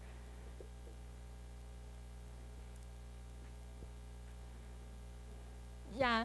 It is about 1.2. Yeah. We subtract 8.9 from 10.1. Can we do divide? We divide 10.1 by 8.9. Yeah, so that's about 1 point something.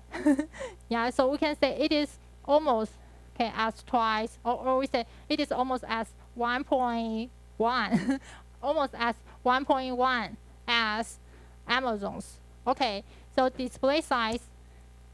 ratio.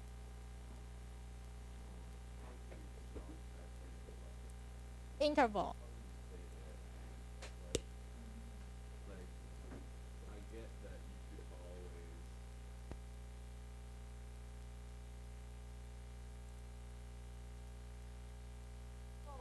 Yeah. For example, like in your exercise question 3.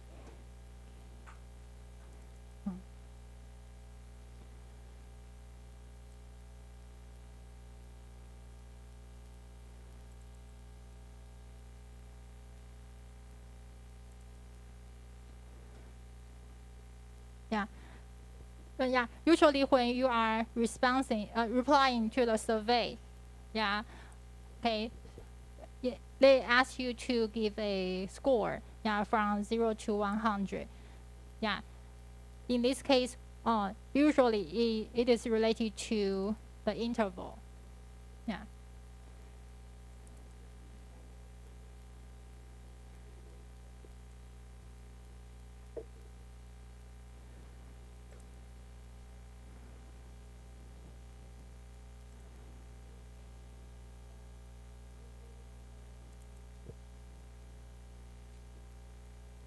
Okay. How about battery life? Battery hour.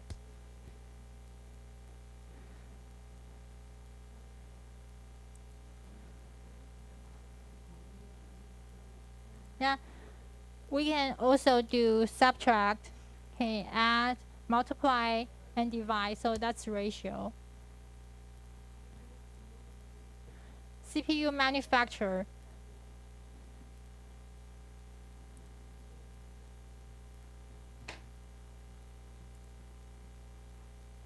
Okay.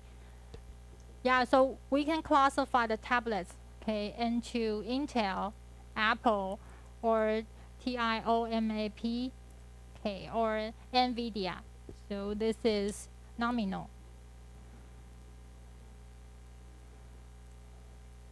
Okay, so this is the fifth question of your exercise, the fifth question. Okay.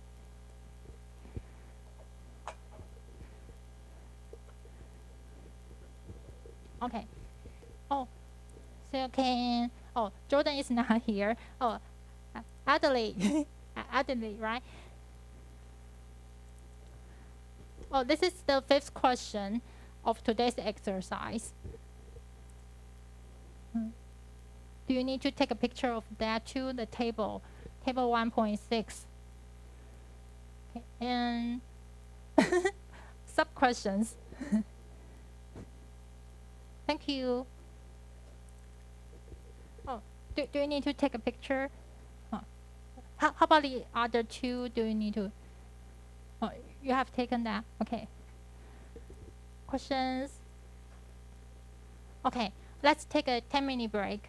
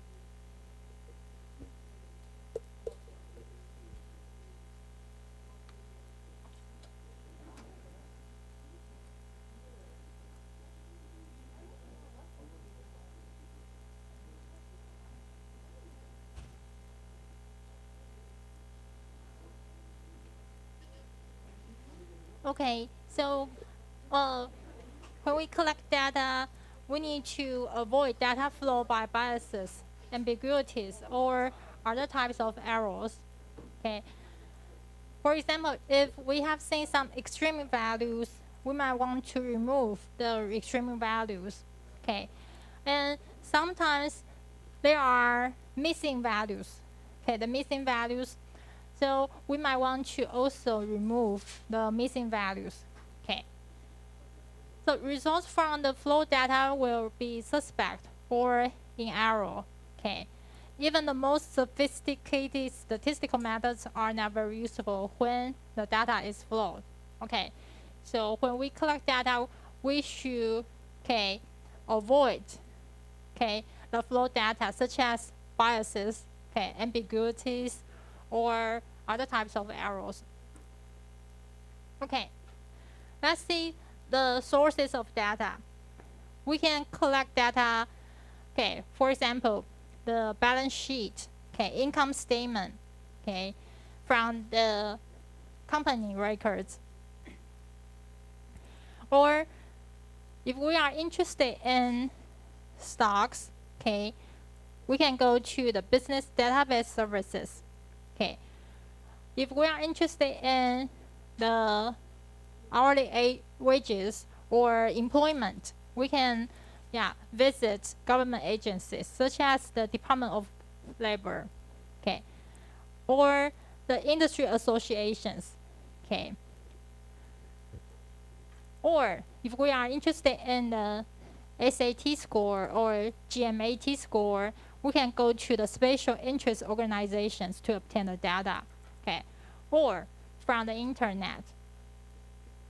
Okay, so from the employee records, we can collect data about names, address, social security number. The production records, we can collect data such as part number, quantity produced, direct labor costs, material costs. Inventory records, part number, quantity in stock, reorder level, economic order quantity. Sales records, product number, sales volume by region. Credit records, such as customer name, credit limit, and accounts receivable. Customer profile, age, gender, income, and household size. From the Census Bureau, we can collect data such as population, number of households. From the Federal Reserve Board, we can collect data such as money supply, exchange rates, and discount rates. Office of Management and Budget, such as revenue, expenditures, debt of government. Department of Commerce, business activity, value of shipments, and profit by industry. Bureau of Labor Statistics, for example, unemployment rate, hourly earnings. So we should think about the things when we collect data. Some cost. Some organizations often charge for information. Even when it is not their primary business activity. Data errors. When we use any data that happen to be available or were required with little care, can lead to misleading information. And when we conduct the statistics, studies, it might be observational or experimental. When we conduct observational studies, actually we do not need to control or influence the variable of interest. When we do a survey, actually we cannot control who all the respondents. Some of them are smokers, some of them are non-smokers. That's something we cannot control.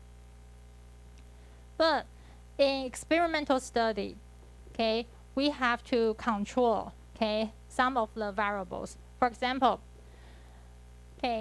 one of the oldest study we have conducted is 1954 Public Health Service experiment for the Salk polio vaccine. Okay, in this case, we just choose children. Okay, we just choose children. So in the experimental study, we can control the people that we would like to examine them. And in this case, they just study children. Okay, grades 1 to 3. Okay, statistical inference. What's that? Actually, before we talk about the statistical inference, we need to introduce you population and sample. Okay, so for example, if we would like to study about the height, okay, how tall are you? Okay, if we would like to study the height for the whole, okay, population in Taiwan, okay, then all the individuals' height, okay, we should grab the information about.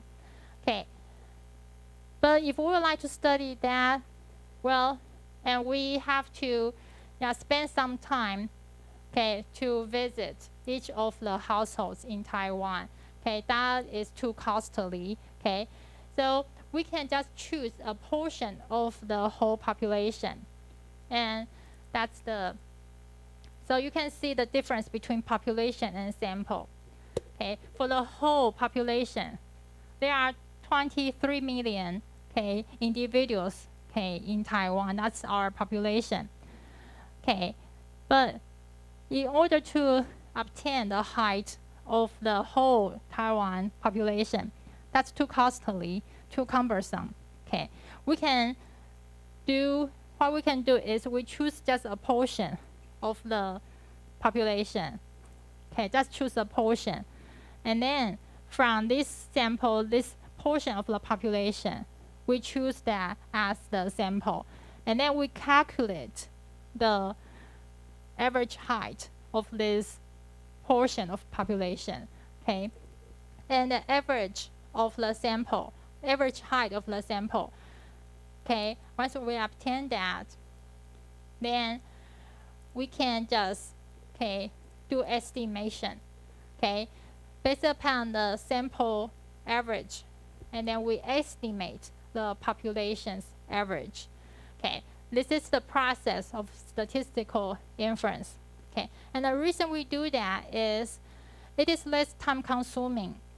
Okay, when we choose a sample, it is less time consuming than selecting every item in the population. And it is less costly than selecting every item in the population. It is less cumbersome and more practical than analyzing the entire population. Okay. So what's the difference between population and sample?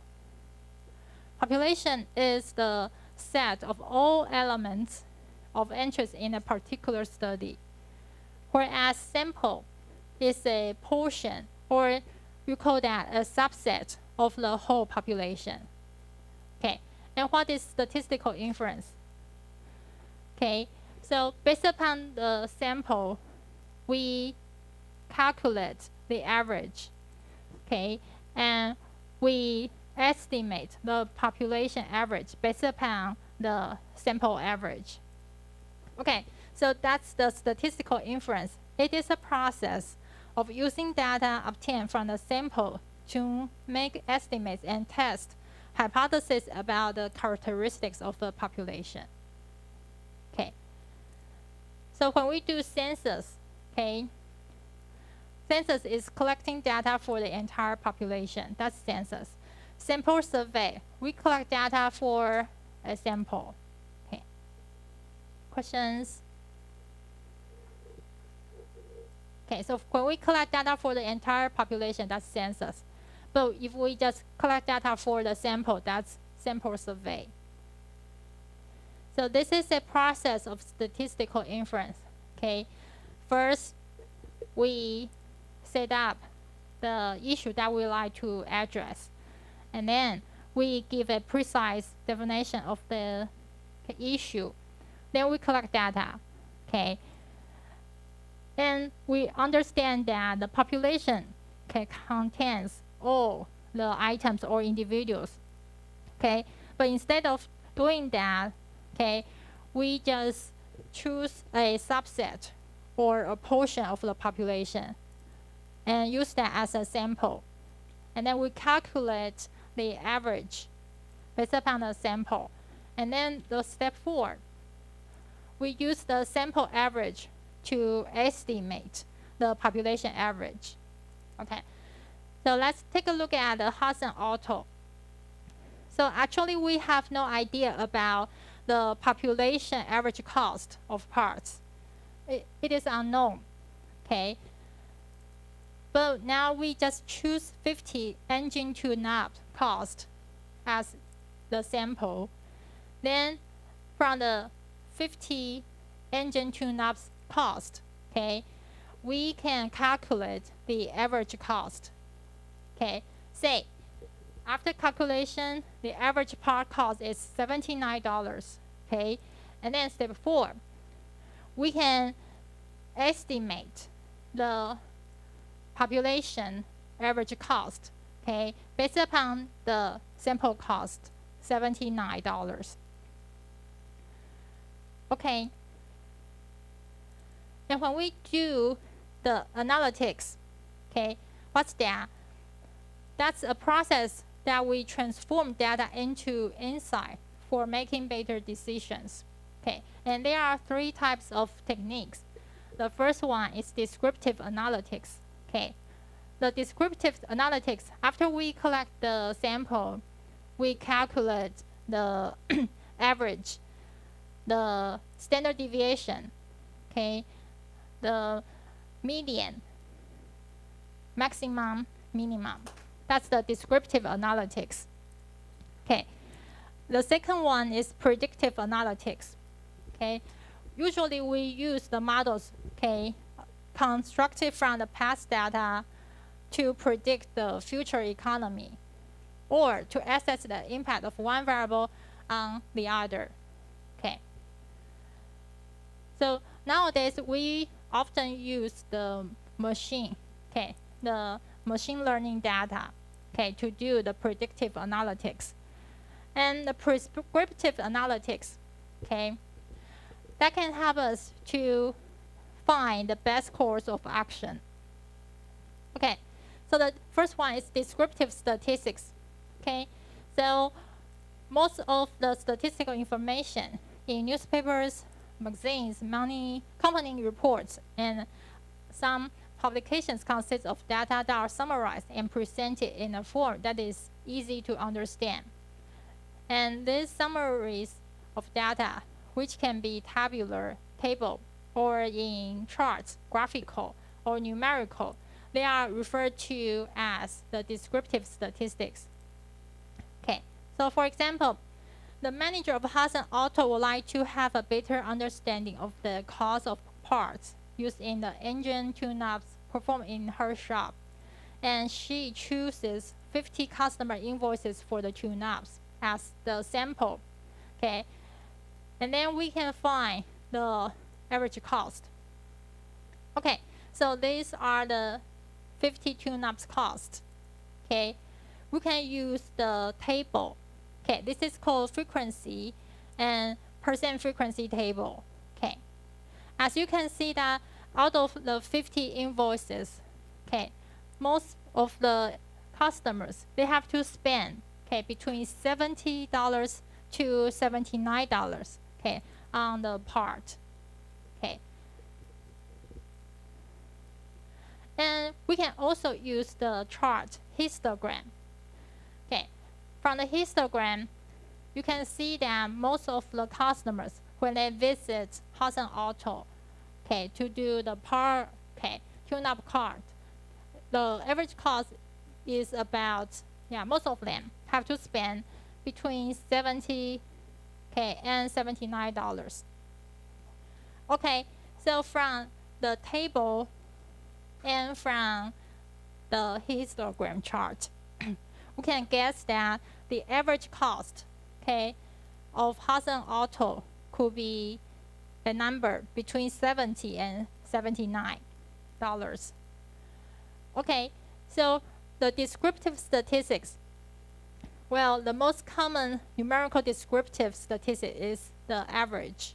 Okay, why are we concerned with the average? Is average very important? Okay, because it demonstrates a measure of the central tendency or the central location of the data for the variable. Okay, and looking at the Hudson Autos, okay, the sample mean cost of parts, okay, it is $79. Okay, how do we find the $79? How do we find average? Okay, so based upon the 50 tune-ups cost, we sum them up and then divided by 50. That's how we find the average cost. Okay. Okay, let's see the second analytics, predictive. Well, it is a branch of advanced analytics that makes predictions about the future outcomes using historical data combined with statistical modeling, data mining techniques, and machine learning. Okay, so nowadays, a lot of people or professors, they would like to use the machine learning algorithm methods, okay, to predict, okay, the economic. Okay, and the third one is prescriptive analytics. Also, when we conduct the prescriptive analytics, okay, people use machine learning methods, okay, to parse through large amounts of data faster, okay, and this is more efficiently. Usually we use if and else statement, okay, and this method can come through data and make recommendations based upon the specific combination of requirements, okay. And then for the company, okay, the company can use prescriptive analytics to conduct manual analysis, develop proprietary algorithms, or use third-party analytics tools with built-in algorithms. Okay. Okay, so this is the fifth question of today's exercise, question 2. Okay. Question 11. This is the last question of today's exercise. Jordan, could you please take a picture of that? Question 11. Let's see the last question of today's exercise. Page 24. Okay, driverless cars expected soon. Okay, so a Gallup poll utilizing a random sample of 1,503 adults ages 18 or older, okay, was conducted in April 2018. The survey indicated a majority of Americans, about 53%, say driverless cars will be common in the next 10 years. Okay, and you can see that. Okay, click this link for more detail. What is the question? The question asks, thinking about fully automated driverless cars, cars that use technology to drive and do not need a human driver, based upon what you have heard or read. Okay, how soon do you think driverless cars will be commonly used in the US?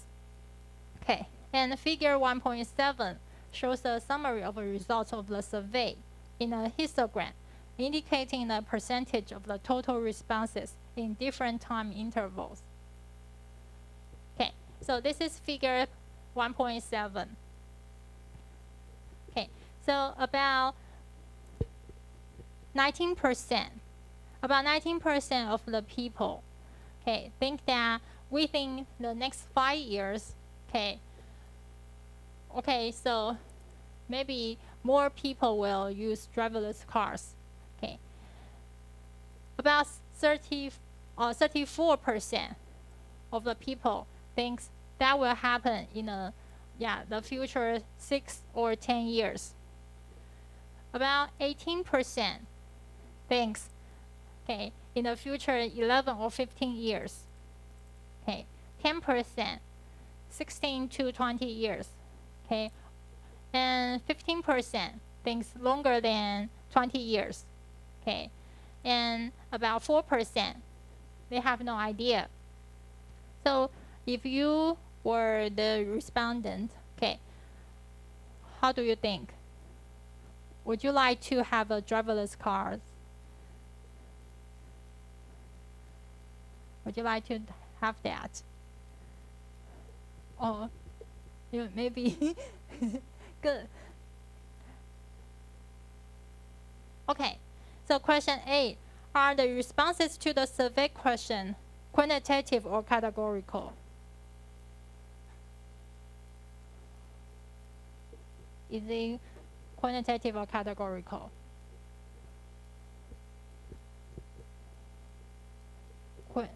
Categorical.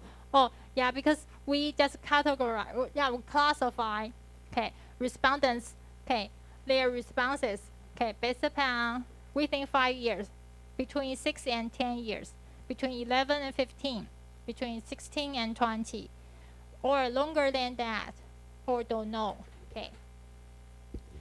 How many of the respondents say they expect driverless cars to be common in the next 10 years? In the next 10 years. In the next 10 years, so within 5 years and between 6 and 10 years, both, okay, both should be counted. Okay, so we add 19% to 34%. Okay. So 19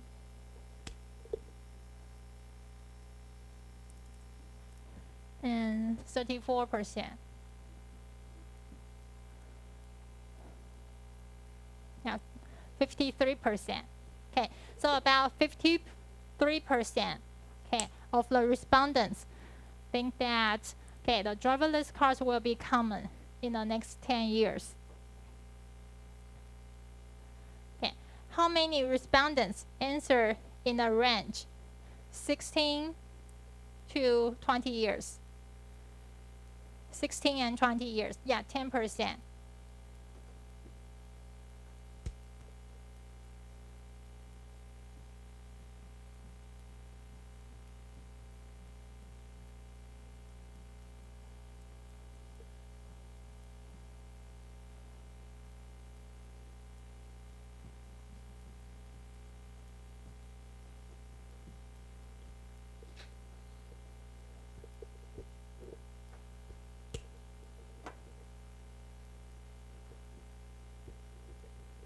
Okay.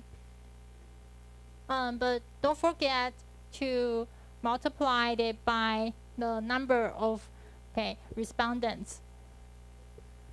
Okay, because it asks how many of the respondents. Okay, sorry. So I just gave you the percentage. Okay, in order to answer the question, how many of the respondents? Okay, so this 53% multiplied by 1509. 1503, sorry. Okay, and then question C, about 10%.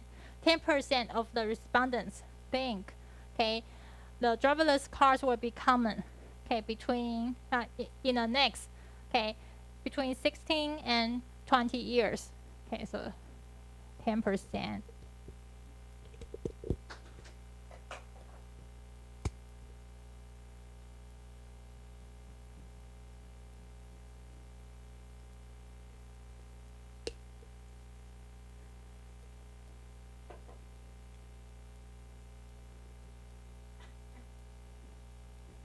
Okay, so 5 questions for today's exercise.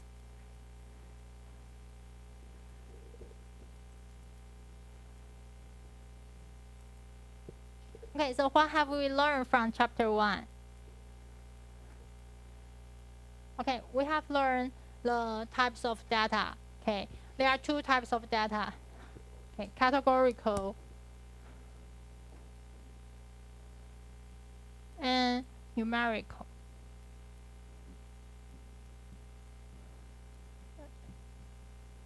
Or we call that quantitative. Okay. And we have learned four scales of measurement: nominal, ordinal, interval, and ratio. Okay, and there are things to consider when we collect data. Okay, so we do not want to have float data, so we should avoid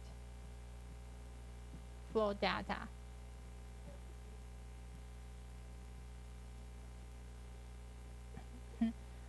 Oh, Jordan has questions. Oh.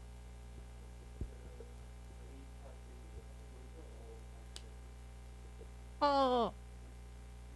The last question.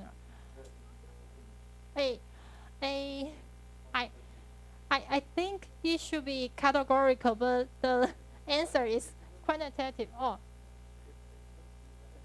Yeah, I think it should be categorical because we classify the respondents' answers, the responses into this. Okay, within 5 years, between 6 and 10 years, 11 to 15 years, 16 to 20 years, or longer than that, or don't know. So you should be categorical.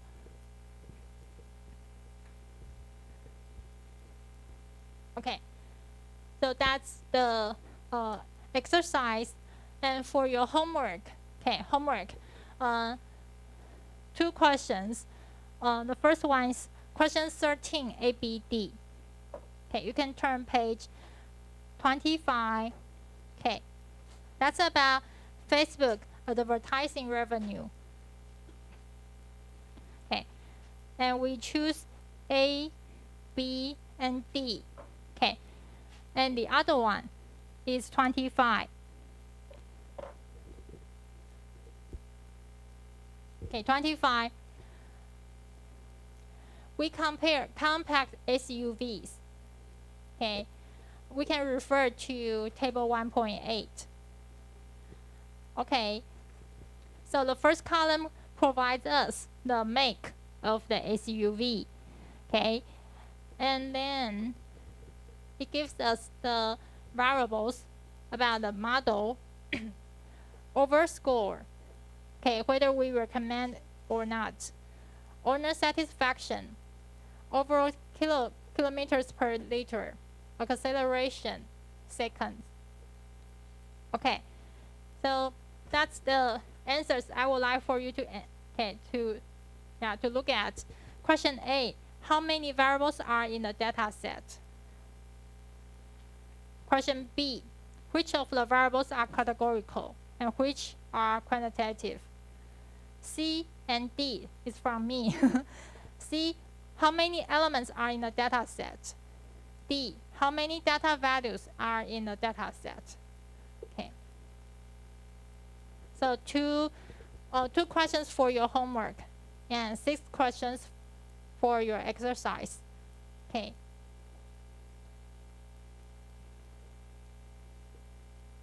Oh, if you, I know some of you have not bought the book.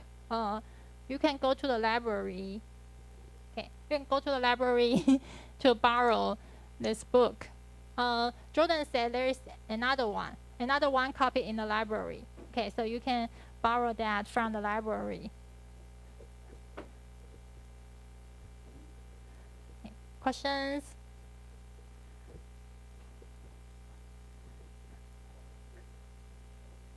Oh. Okay, so let me go back to the homework. Okay, Jordan, could you please take a picture of that? Oh, yeah. Oh, okay. Let's start from this slide. Okay, 2 questions for your homework. Okay, that's first one. Okay, question 13, ABD. Okay, that's the figure 1.8. The second one is question 25. Okay, table 1.8. and sub questions. Okay, I'm done. Okay, so don't forget you have 2 questions for your homework. Okay, 2 questions. Oh, you can go to the assignment. Okay, that's your homework. Okay. And then exercise. Okay, 6 questions.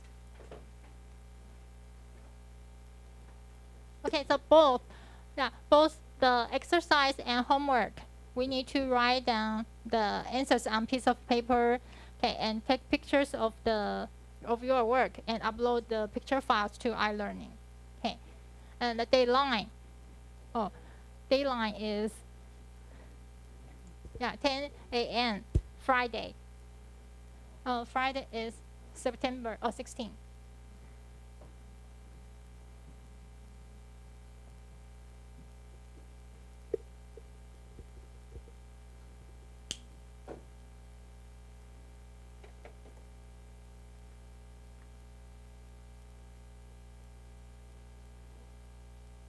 Oh, and Mona and Jovita, so please tell Cai Ai, Xiang Si, and Han Chen that I say hi. And don't forget, and please ask them to submit the exercise and homework by Friday, 10 a.m.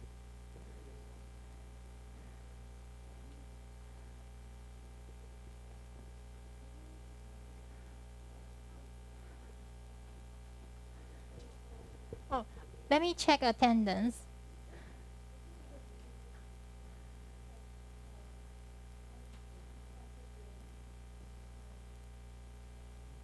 Okay. Can you see that clearly? Okay. So now let's scan the QR code. Okay, and sign up for today's class.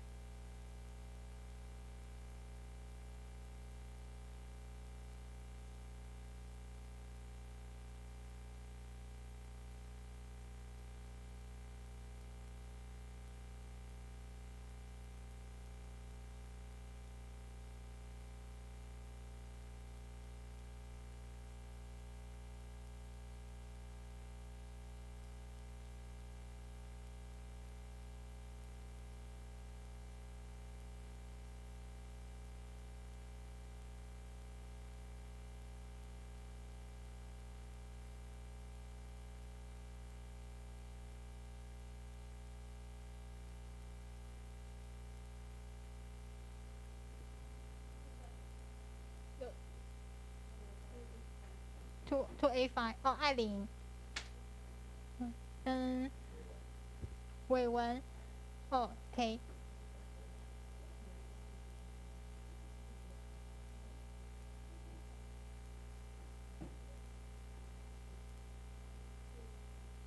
哦，so do you know 泰慧？哦，泰慧 is here。哦，哦，did you check attendance？oh, I will check it for you. That's you, right? 泰慧 OK. Okay, so that's it for today. Okay, so that's good to meet you. Okay, so I will see you a week from today. Okay, bye. Bye.